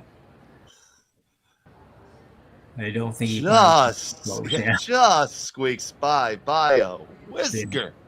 I think the only thing that saved him is the fact that because he played the out turn, the Rock picked up the in turn on the way back, and it just gave it just that whatever half inch of curl or something. So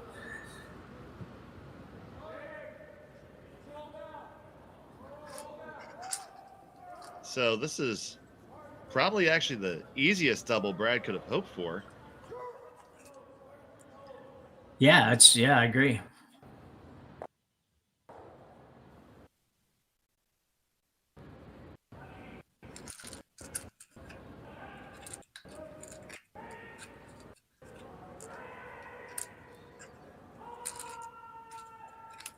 So here's Brad Gushue with his final and 6. Wants to make this double to avoid giving up the deuce. On the one, clip the second one on the way by, and yes, sir, you got it. Yeah, well thrown. Nice solid weight. Mark called it perfectly. You never know for sure which side these guys are actually trying to hit it, but they even when they don't hit it on the same side as we might think, they know that right out of the hand and make so few sweeping errors. Great shot by Gushue. So now after McEwen thought he had a deuce almost firmly in his pocket and probably almost written on the board in his head, on the blank attempt here.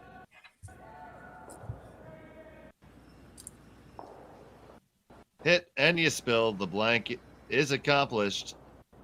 We stay tied up. We'll be back for end number 7 after this. Here at Red Arena, we are trying to help people through equine therapy. Working with the veterans has been a very amazing experience. Our little motto that we always say is empowerment through horses. I love what I do. I'm just happy to be a part of it.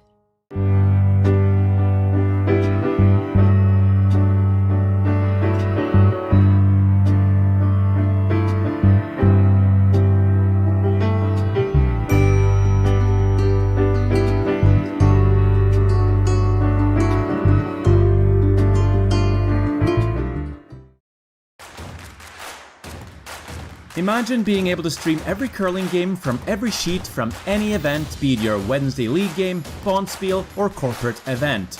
Curling Stadium offers an all-inclusive streaming solution featuring high-quality cameras, ease of use, great reliability, and minimal installation. Offering your sponsors customizable ad space on your streamed curling games and being able to sell video packages to your corporate events for increased revenue. With Curling Stadium, you can stream to any device, be it your mobile phone, tablet, or computer.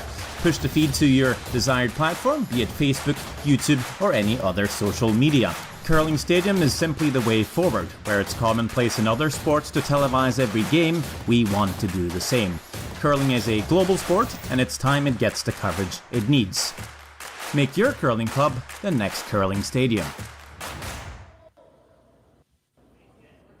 I've got him now if you want. We're back here in end number 7. It's all tied up here. Mike McEwen has the hammer. Let's take a look around the rings at our other games right now. Jim? Yeah, we've got a lot of games that are in the same position we're in. We have 3 games that are tied and one that's not. So we have on Matt Dunstone leading John Epping 4-2, playing 7. Dunstone having hammer. Mark Keane and Joel Returnaz are tied at 2 after 5, playing number 6 with Returnaz having hammer. And Marco Hosley and Reed Carruthers also tied at 2, playing 7 in that game with Hosley having hammer. So a lot of good games going on right now, and we have almost 3,000 of you joining us this morning here on Curling Stadium, and we thank you so much for joining us. You're watching the Henderson Metal Fall Classic presented by Kioti Tractors of Ontario. I'm Dave Schmel. He's Jim Nix, and it's been one hell of a game back and forth between these two skips. Yeah, it really has, Dave. It's the skips in particular. I think both teams have played quite well, but the skips in particular have just made everything. And when they're in a little trouble, they make the big shot to get out. A couple of times that guys have turned what should have been no points into two. So hasn't been a lot of scoring, but the times they did, both Brad and Mike both made good shots to set up deuces. So yeah, it's been a good game, and obviously looking across the rings here, you got 8 teams that all deserve to be here, judging by the scoreboards. And it is a collection of some of the best teams here. There's no junior varsity squads, 28 of the best teams from around the world, and they were attracted by the monster $106,000 purse up for grabs this weekend.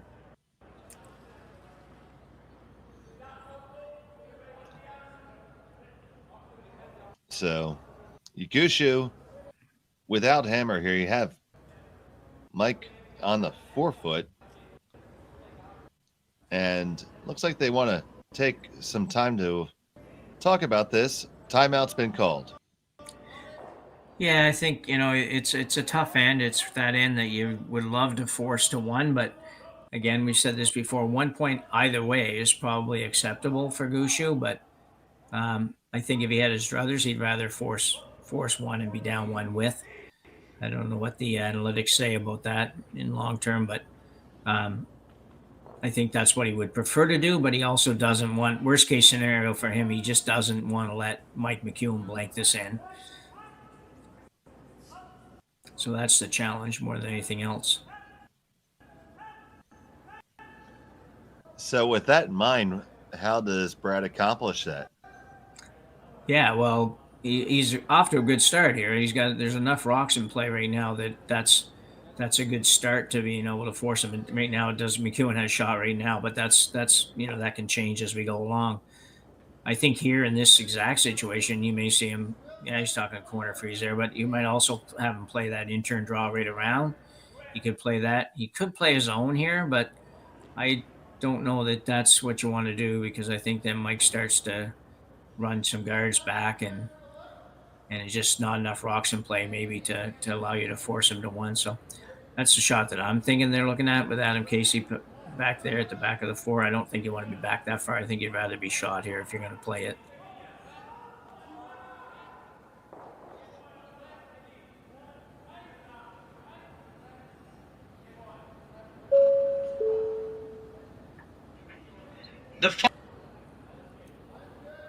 So a lot of chatter here. The guys didn't bother taking a timeout here, I don't believe. I think that they just felt they had enough time to chat about this, enough time saved to chat about this without using the timeout. Those timeouts are pretty valuable. So it looks like where Brad is meandering about back there, they're going to go with some kind of an in-turn come around here.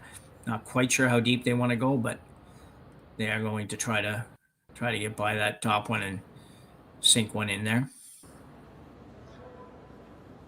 Yeah, I did see the timeout timer go up on the time clock. So oh, did you? Definitely, okay. They definitely called one there.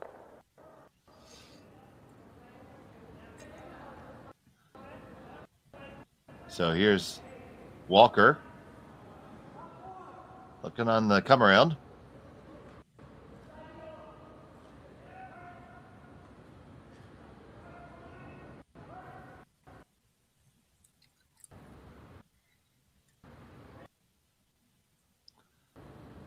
And get up there just to the top 12. Yeah, and they may have been playing that, Dave. I'm not quite sure. It was one of the shots that they did tap in their series of going through the shot options. So it may be that was a called shot.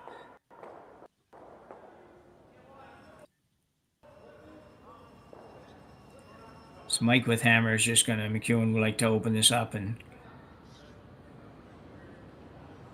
see what happens. He's not too concerned about who's shot or anything like that right now. He just like to remove a couple of rocks, particularly the guards. And we do rattle the cage there some, pushes his own back to the back four, but definitely rearrange the furniture. Yeah. But is he happy with that feng shui? Well, I don't think he got quite what he would like to have got out of it. No, his yellow one went to the back of the button there, so gives Gushue something to work with in a bit. Right now, he's going to throw, I think, unless he's changed it, he was going to throw a guard. It still looks like guard coming by the slide. So guard on, actually mainly guarding the high one, the one at the top of the 12-foot, so that there's no double option. If McEwen ever were to pick out the one at the top of the 4, it would still have Gushue would still have a couple of guards to work with to come around. That's what he really needs more than anything else. I don't know if it's going to quite get over there though. Yeah, I don't think he'd be real happy with that. It's over, but it's extremely, extremely long too. Yeah, and so long that even if Mike makes this double, that guard's really not of much use to you. Brad might end up having to throw another one just to be able to have something work for him. Or something to work with, I guess, better way to put it. So they can see this double here for Marsh.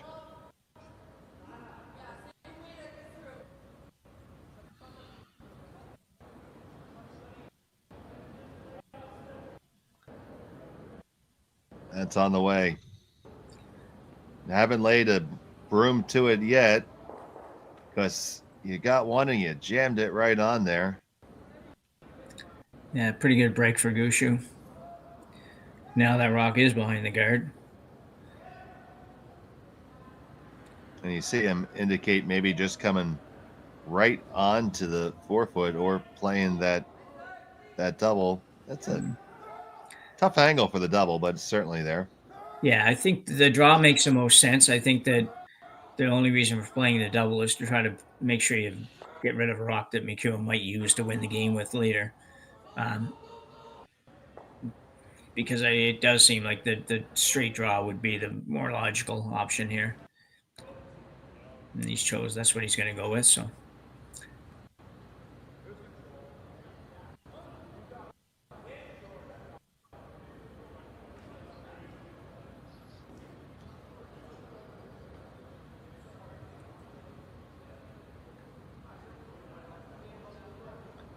So, Mark Nichols.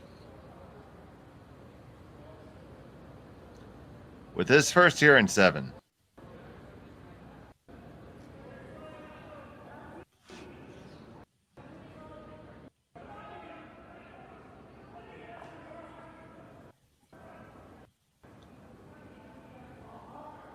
Now Casey waiting for his chance to bring it over.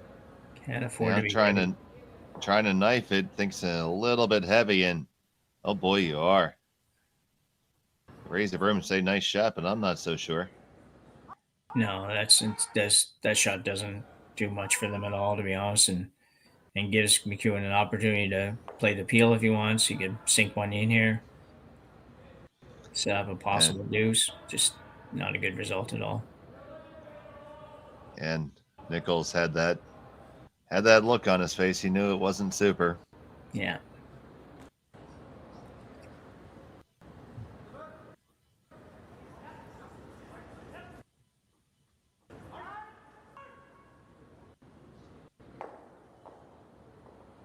So, options here for Mike as they're going to come down and talk about it. Yeah, and I think they certainly can. Excuse me, they can consider the peel because that rock potentially could damage, but it's just so long that I don't think he's really too afraid of it. Can play the little freeze that he just indicated there. I think that's quite a good option. Flash is talking about, I don't know what he's doing. Flash seems to be talking about trying to go in a different direction totally, but I don't really see what you do there. I like the draw for McEwen. Right there is perfect to me. I guess he's worried that Gushue can use that one on the wings to come on over and maybe actually kill them all. Yeah. Yeah, absolutely. That's like I say, a rock that these guys is very much in play at this level. And Yeah, because if you were to put one in the 4-foot there in the wrong spot, you'll be able to come off that yellow in the 12 yeah, and maybe lose every yellow with one fell swoop. yeah. At the very least, set one in there somewhere where you might not be able to remove it.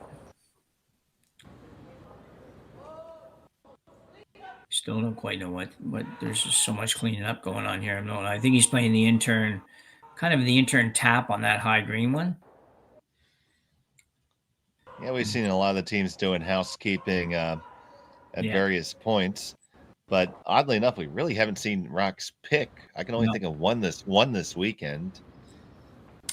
Yeah, I think McEwen had one at a kind of a key point in his game with Dunstone, which is probably still on their minds, but that's the only one I know of. So he'd like to get about half of this and remove it and roll over to the corner. And he got about 5/8 of it and didn't roll anywhere. No.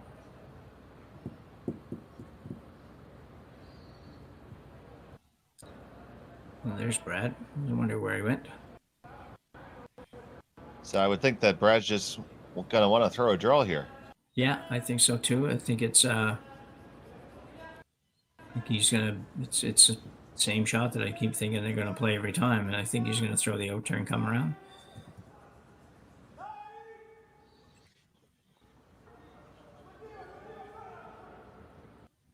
Yeah.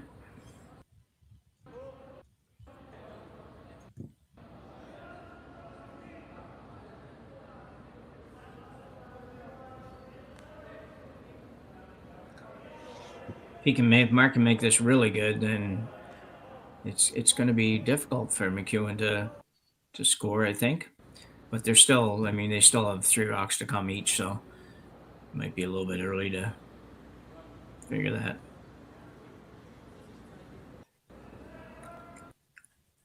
So here's Mark Nichols trying to lock one in there, throw a better one than his first. This one looks pretty good. He can come off his own a little bit if he needed to. And they'll do just that. And that is a much better outcome by Mark Nichols. Good comebacker shot there. Yeah, for sure. That was he needed that one. The team needed that one just from the game point of view. So it's that was a good shot. Q might run the yellow in.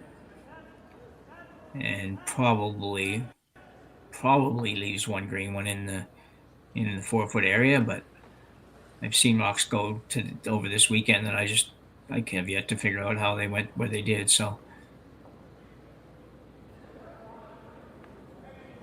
Flash bringing some weight down here. Got to get past the guard first. Now curl all the way as far as you can. Push one back. And you only move a little bit. You leave your own welded on, though. Very close for shot stone. Yeah, you see Flash still. This got probably a little closer to the guard than they wanted to be, but pretty good result. I think for sure. And not only that, he's left his other walk, and the one he just threw, he left the shooter in a good spot. And I don't know who shot. I think the green still might be shot by a smidge there, but it's a little delicate for Gushue now. Yeah, that is very close for shot rock. Yeah. And like you said, Brad has to start to be a little bit careful because McEwen still has 2 left to throw himself, and he's got 3 in the ring. So just might be able to find a way to make more than one of them count. Yeah, I think his ideal result here would be to be just probably half the 8-foot, maybe something like that. Or maybe I guess he doesn't even need totally the 8-foot, but somewhere close to the 8-foot and provide some cover for the rock in the house, while maybe taking a little bit of that angle raise off way too. So there's a lot of things that he has to take away with one rock. I don't think he can do them all, but Mike's been so sharp, you better leave him a tough one. So Gushue with his first.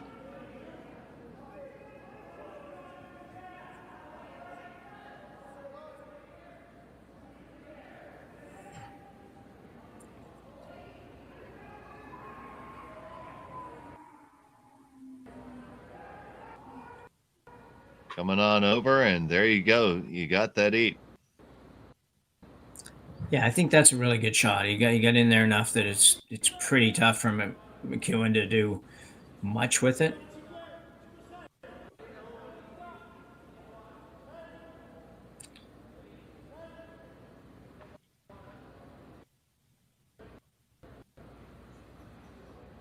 So looking at the possibilities, what are the good options here? Well, the yellow would be a great shot. Like if you could make that, I think that would be a great shot, except for the fact that, well, still, I think I should take that back. I think it would just be a great shot for sure. Just doesn't have to be a big weight. You just go in there and get the right angle right on the yellow. You'd end up with sitting 2 yellows behind the green one. The green one's behind the other guard, so it's not easy for Gushue to do much with it. So that would be probably what I think might be the best option. The other option, I guess, would be to come down, hit the one that Mark just, or that Brad just threw, rather, with an out turn, go tap, tap. You'll definitely be shot rock when it's done, but the Gushue rock probably hasn't gone anywhere either. So, and I still don't really know who shot, but I'm thinking green. That's about all I really see, to be honest, Dave. I don't see anything else right now for McEwen that he'd want to take on. He's not going to come off that outside rock, obviously, right now, because he could cause more damage than good, to be honest. So I don't think it's that would be a good option.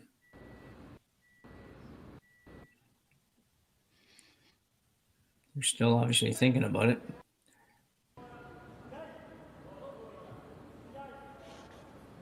Yeah, this might be a situation where you want to call this one, want to throw this one now, because, I mean, Gushue's been watching this the whole time, and he's no dummy. He knows it's there.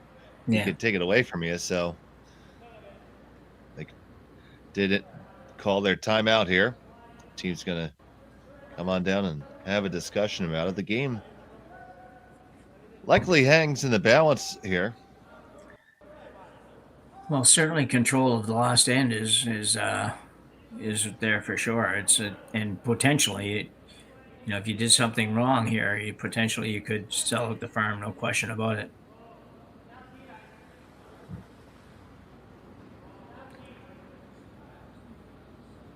And even though McEwen has hammer, it's a little bit dicey right now. It looks like he might consider coming off that yellow one. And for those of you who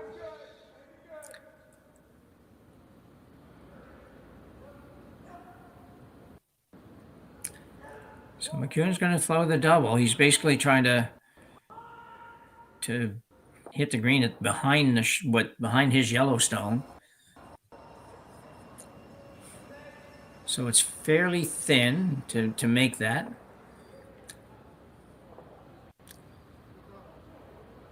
There are ways he could hurt himself here, but there's definitely a possibility of setting up a good result as well. You could probably hit half a rock and go right over on top of the yellow and maybe not even improve the situation greatly, but might set something up really good for his next shot. See much. Go ahead. Asking for the Bruin to be moved just a centimeter there. And here comes Magic Mike trying to say abracadabra here.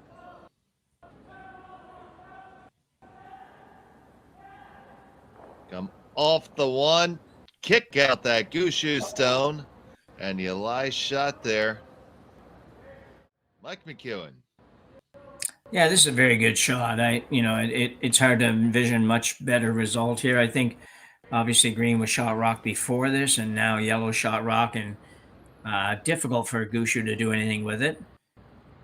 Might be possible, but definitely difficult. Good news for Gushue is he did remain as everything but shot rock, I guess. He's number 2, number 3, number 4, but they're not all going to come into play for sure. Looks like Brad's going to throw a little bit of a tap back shot, probably a hack weight shot. Figures he can get enough curl here to get to the nose or almost to the nose of that one, and he's probably right. So that rock is out a long ways.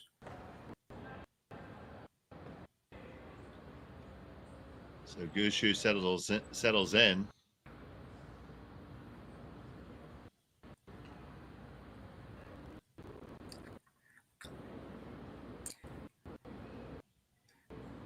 He has Walker and Adam Casey on the brush, awaiting the arrival of their new teammate, Brendan Botcher, who is playing in a mixed double quarterfinal right now with Rachel Homan.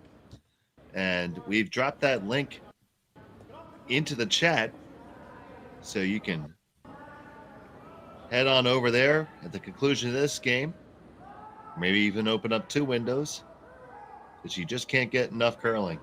So Gushue squeaks past the guard, taps it up and on, and he lies shot stone. Brad Gushue. But is there a shot for a deuce back? Tell me what you see here. Yeah, it's they would have liked to got just a hair more curl than this. They probably went by the guard by 3/4 of an inch too much. They would have liked to got right to the nose there. So it definitely does leave McEwen with a chance for 2.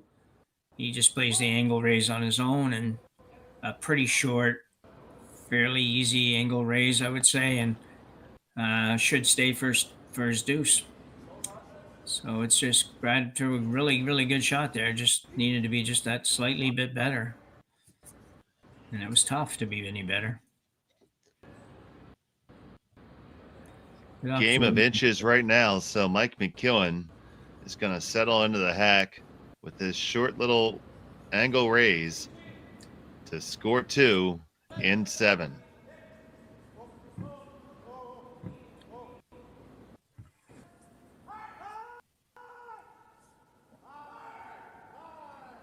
Flashes on it right out of his hand. Now they're a little happier with it, working it over. Onto the one, tap it back, hold it there, and that's 1 and 2 stones for Mike McEwen here in 7. Yeah, well thrown, perfect weight. See Marsh indicating that he doesn't really want to do anything with it right now, but just the right amount of sweeping. They just made sure it didn't get away from them, and a little bump, and an easy 2 for McEwen. Good end, exciting end that was.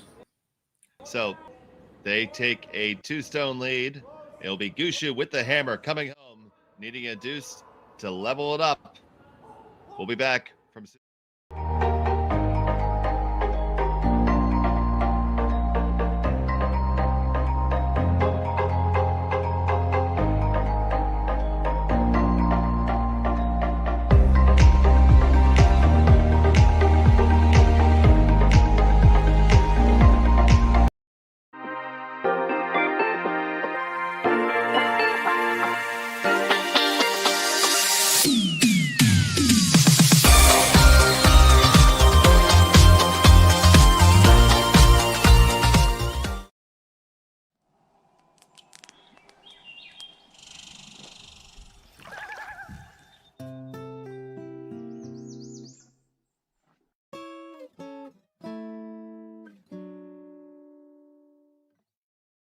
I'm a little bit of a nerd when it comes to landscaping. I've studied soil down to the microbes. It's that level of detail I bring to my work and to my business. Straight lines and a healthy ecosystem is what I'm all about.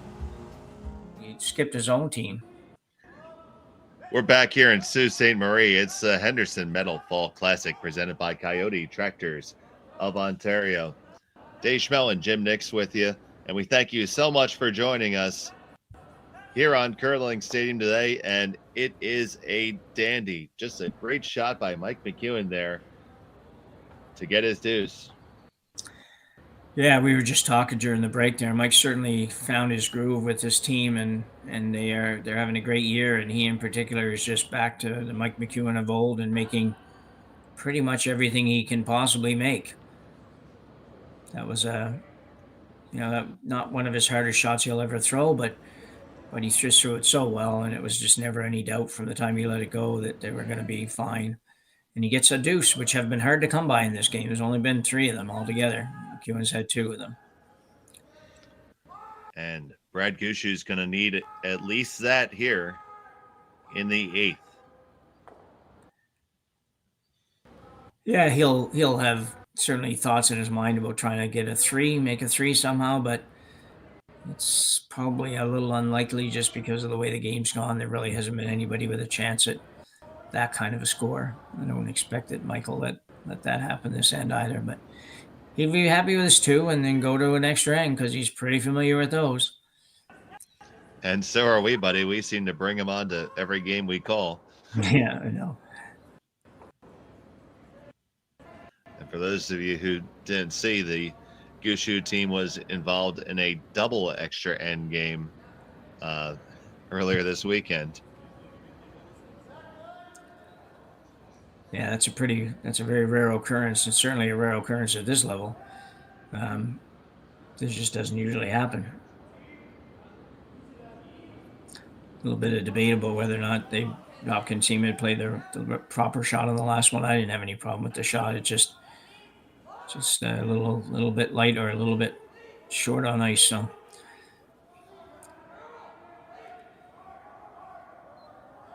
that was to win it in the 9th. Yeah, it was a heck of a game in and of itself. And then Gushue had a couple pistols to take it in the 10th.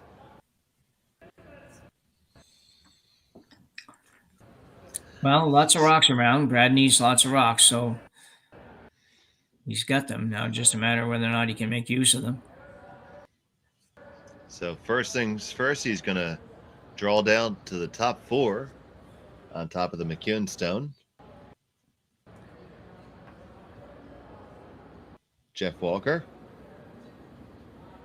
throwing second rocks today.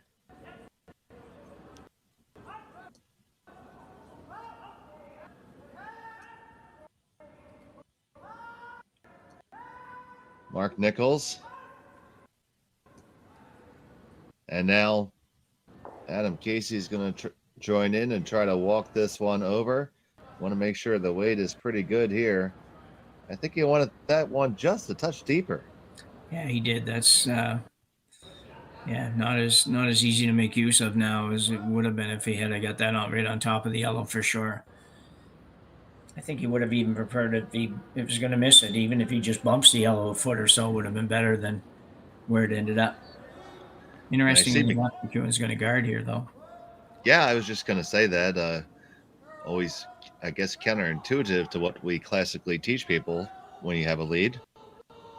Yeah, I would agree with that for sure. It's not what we normally see. Sometimes we wonder why we don't see that because it just feels like they have a great situation and why not just keep going with it. But quite often at this level, if you do that, it just doesn't work out for you. But that doesn't look like that's going to hurt him much. So, but, this is a good example of it, I guess. If they were, if the Gushue squad can make this one, if Jeff can make that little hit and flop behind the guard, the one you just threw is actually causing you some grief because he may have not been buried without it there, and now it could be buried. So that's why they don't like to do that. So got to make this little pop and flop. It's not going to get by. Got to get past it first. No, it's going to wreck. So turns out that was a perfect guard. Yeah. Jeff won't be happy with either one of those shots this end, I don't think, because his first one wasn't terrible by any means, but it wasn't exactly what they wanted, and that shot there was a great opportunity to potentially turn this end right around. And there's the power of positive reinforcement. Mike now loves that guard. He wants another one. Oh, now maybe not so much.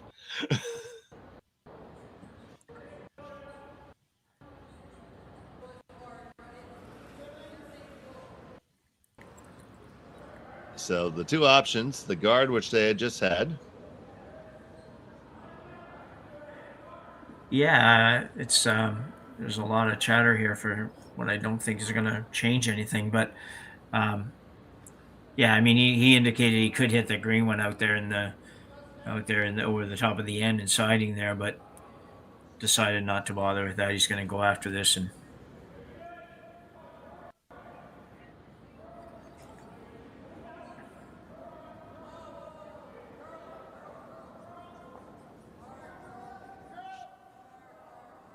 So comes from Flash.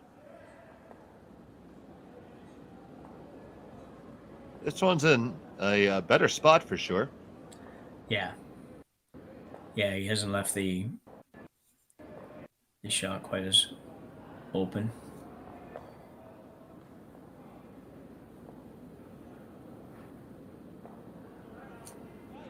Now, do you think Brad might want to try to use that green rock in the 12 to start to massage stuff in, or use that later? Yeah, I think he'll use it later if he has to. I don't think he wants to do that right now. Looks like this shot is going to be an outturn, maybe through that port. It doesn't even look like there is a port there, but I'm sure there is. Right onto the yellow. It's going to be really close. Gonna get through that little port, through that itsy bitsy port, and down to it. That's a terrific shot. That is magic in motion right there. I thought for a minute they were sweeping to keep it straight just a little bit too long, but didn't happen. So interestingly enough, just real quick, we were just talking about getting 2 or getting 3 here, and just noted that John Epping just picked up 3 in the bottom of the 8th against Dunstone just to tie that game, but he was trailing 5-2, very similar to here, and ended up getting a 3. So now we have Flash. He's going to try to make this double on the Gushue rocks. Needs to curl up a touch. Does not come on in, so it does leave Gushue one buried under a metric ton of granite. Yeah, I don't know how you get another one in here yet, but that's he's got one in there pretty good. So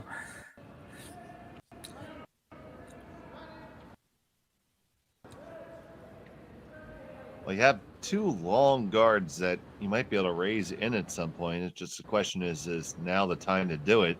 I think he feels like he can feather around that long guard and maybe even come off that yellow and trickle on in. yeah, I think it's I think he's just not seeing any other ways in, so he's going to play this. It's such a long raise that it's hard to make it to sit 2, but it shouldn't really, as long as he's not really heavy, and he's not going to probably do himself any harm here.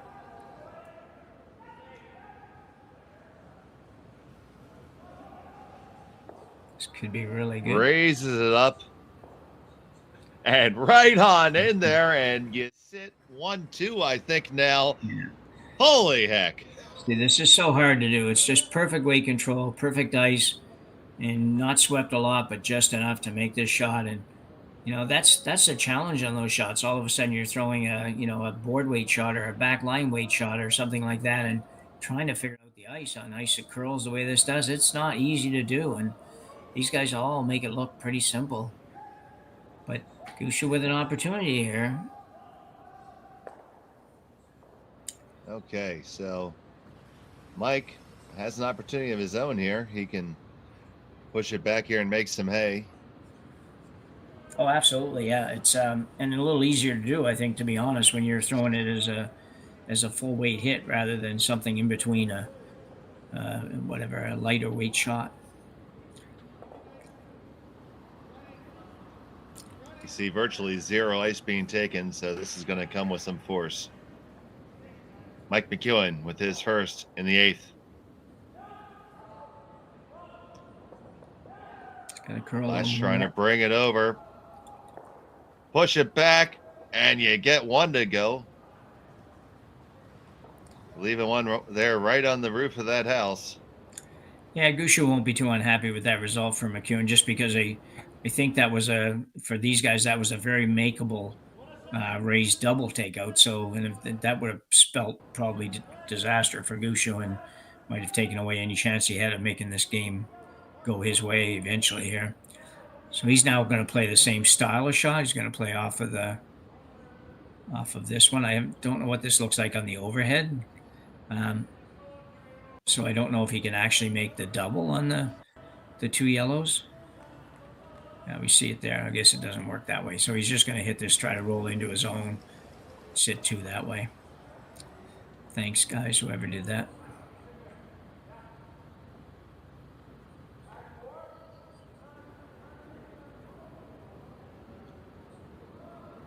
Brad Gushue with his first in the 8th.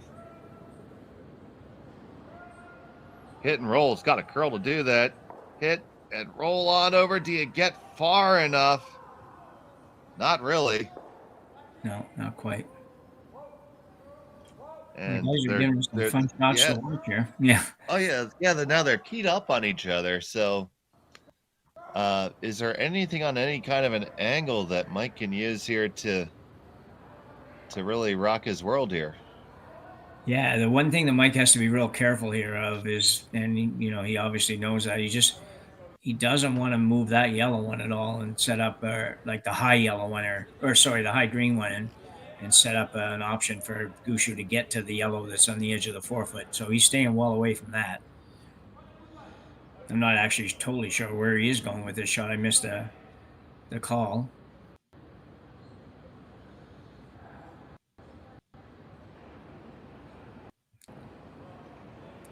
Possibly just a guard on the top green one, maybe. I think it's either a guard, either in front of or even behind it's not bad because you block it either way. Yeah. Mike McEwen with his final in the 8th.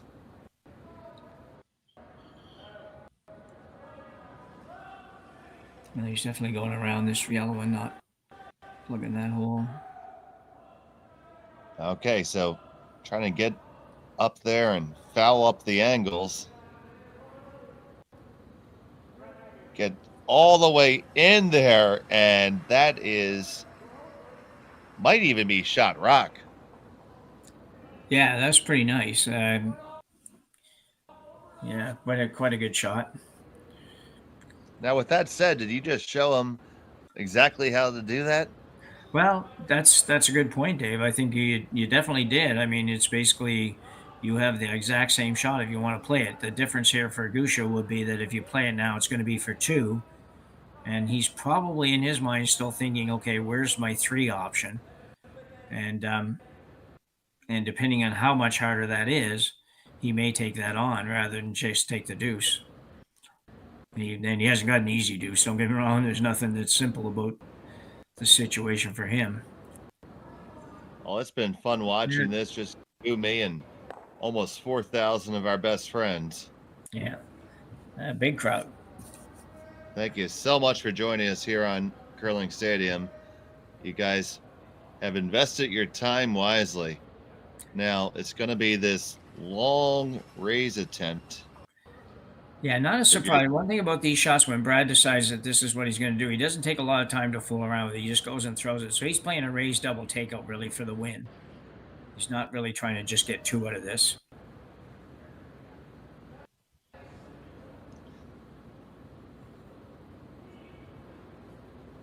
Brad Gushue, final stone at number 8.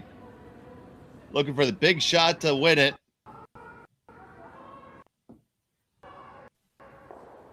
Run it back. Knock it over, and it's not going to go.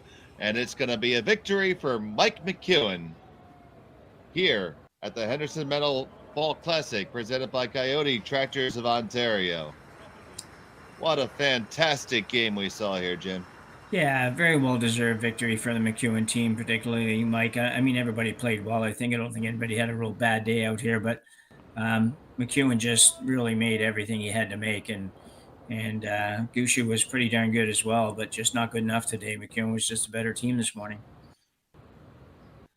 Yeah, both these skippers and squads made pretty much everything in front of them. It's just Mike ended up making one more, and that proves to be the difference.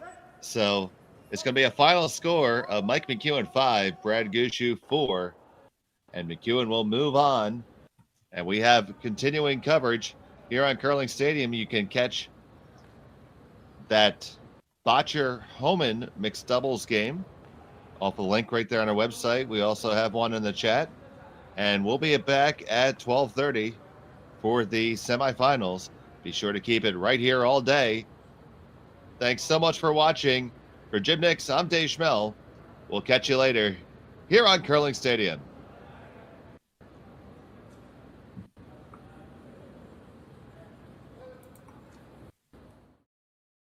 I don't remember a time when curling wasn't a part of my life.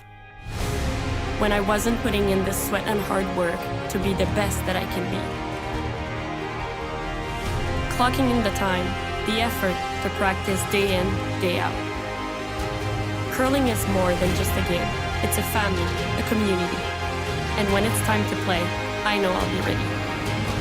Hardline, supporting hundreds of our next generation athletes.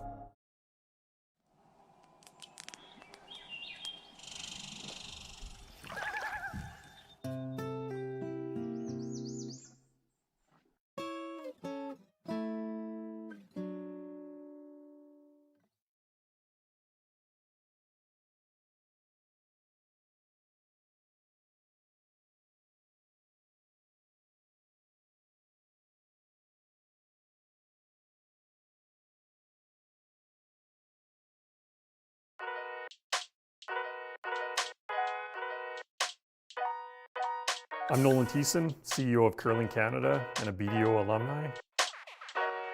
I was a former professional curler with Team Canada, winning the World Championships in 2010 and a 3-time Brier champion. I'd always loved the Muhammad Ali quote, "If your dreams don't scare you, they're not big enough." And I'm also a sneakerhead. Hey Nolan, great to meet you. Nice to meet you. Thanks for coming in. Yeah, absolutely. I understand you're a sneakerhead. And I've always liked shoes with a little bit of flair. I think once I got a little later on in my career, kind of became my brand a little bit. I grew up and Michael Jordan was the coolest person in the world and he had the coolest shoes in the world. So, I mean, I think it's, how do you go wrong with Jordan 1s? Can you tell me a little bit about the classics you're wearing today? Yeah, so these are Jordan 1 lows. The day that I found out that I was going to get the offer to be the CEO of Curling Canada, I was actually in a store and looked at the wall and saw these. And I said, those are perfect Curling Canada colors. And it just worked out. 20 years ago, you worked for BDO. Yeah.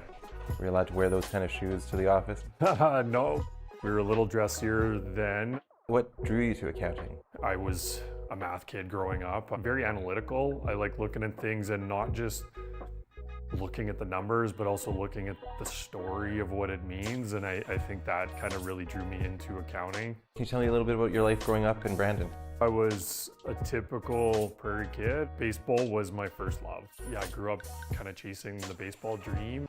Went to Louisiana in the 12th grade and got a college scholarship at junior college in Texas. Who would be the greatest baseball player of all time? My parents named me after him, so it's Nolan Ryan. Nolan Ryan's my idol. He'd be the one that I would be so starstruck to ever meet.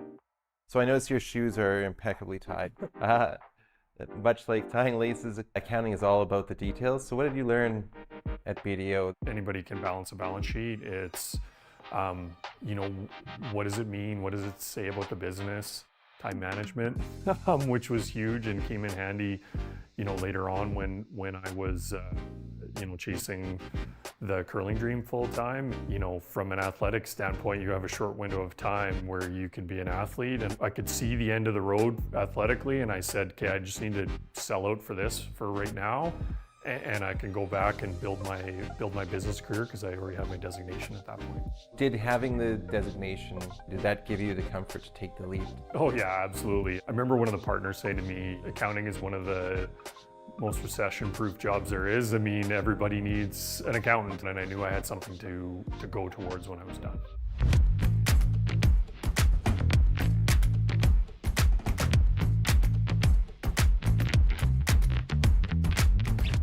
So tell me about these shoes.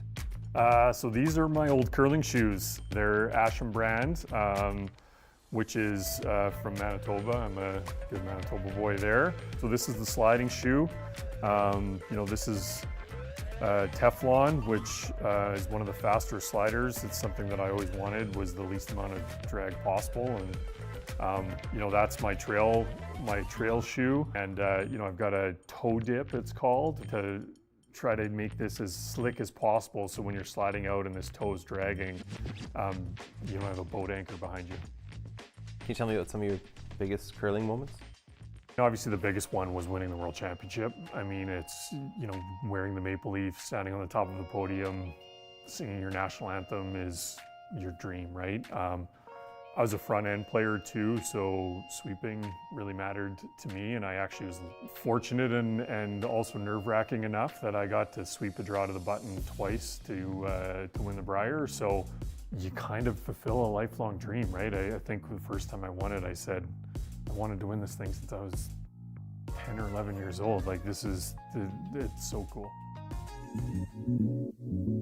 What do you do to stay in shape now? So I do lots of outdoor running. Getting out for an hour and going for a run and just letting your mind clear, I think is one of my ways to sort of decompress. So like cross-training and sneakers, how did you diversify your skills in order to move up at Curling Canada?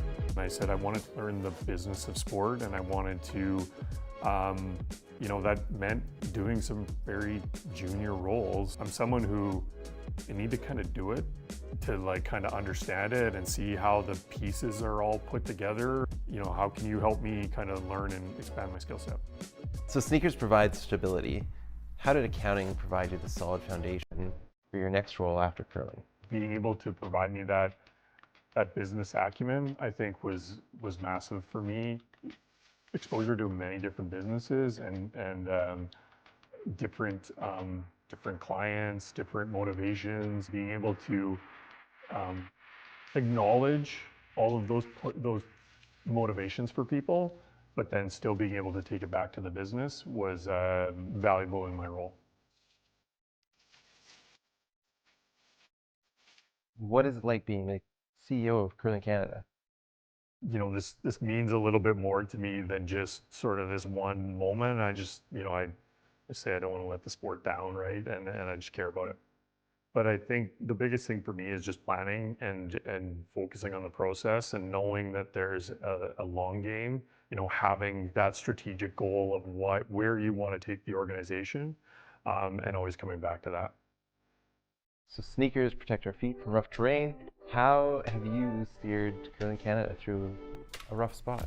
Sometimes it's just saying, I don't know, right? And it's being confident enough to say, we don't have the answers right now, and we'll get them. Always being open with all your stakeholders when decisions need to be made or when you're still processing. All right, so you've got to tell me about these beauties here. These are some custom sneakers that Tourism Calgary got done for me. We've got an amazing relationship with them. They helped us during COVID to be able to put on our events in a bubble for 80 days. These are just some Jordan 1s, but custom airbrushed with the Calgary skyline, curling on the other side with the Scotties Tournament of Hearts logo and the Curling Canada logo on them. So I buy shoes to wear shoes, but these ones are so nice. These might be the only ones that I'll just leave on my shelves. They look too good. I'm not sure if I can wear these. So I know that youth participation is really huge for you. Why is it so important? You know what? It's the next generation. I watched the Brier when I was 10 and then said, I want to win it. I want those experiences for people now to look at it and say, that was a really cool moment. I'd love to experience that. And sometimes that experience is playing it. Sometimes that experience is next time curling's in town, I want to be in the building to feel the energy. So reflecting on your journey from athlete to accountant to CEO, what's the legacy you want to leave behind? I love our game. I love the community. I love what it is. It's like this special piece of Canadiana. Our mission is more curlers, curling better, and more fans, right? Bonus round, which is harder? Winning the World Championship or getting your CPA? So they're different. Getting my CPA is harder. The World Championship is obviously extremely hard. It's also one though where if you screw up, millions of people saw it.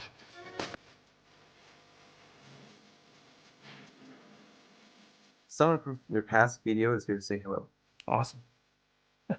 No, it's great to see you. Good to see you, Colin. How's it going? Oh, things are going well. Things are going good? And we're so proud of you here at BDO. I've always been kind of following you along. I know you were my lead on a few different audit files, so we spent some time in some bingo halls and some places all over Edmonton. So it's with a little surprise for you. wow. So we got some, knowing that you're a sneakers guy, so we got a pair of custom sneakers for you. I guess they're Air Force Ones. So Wow. take a look.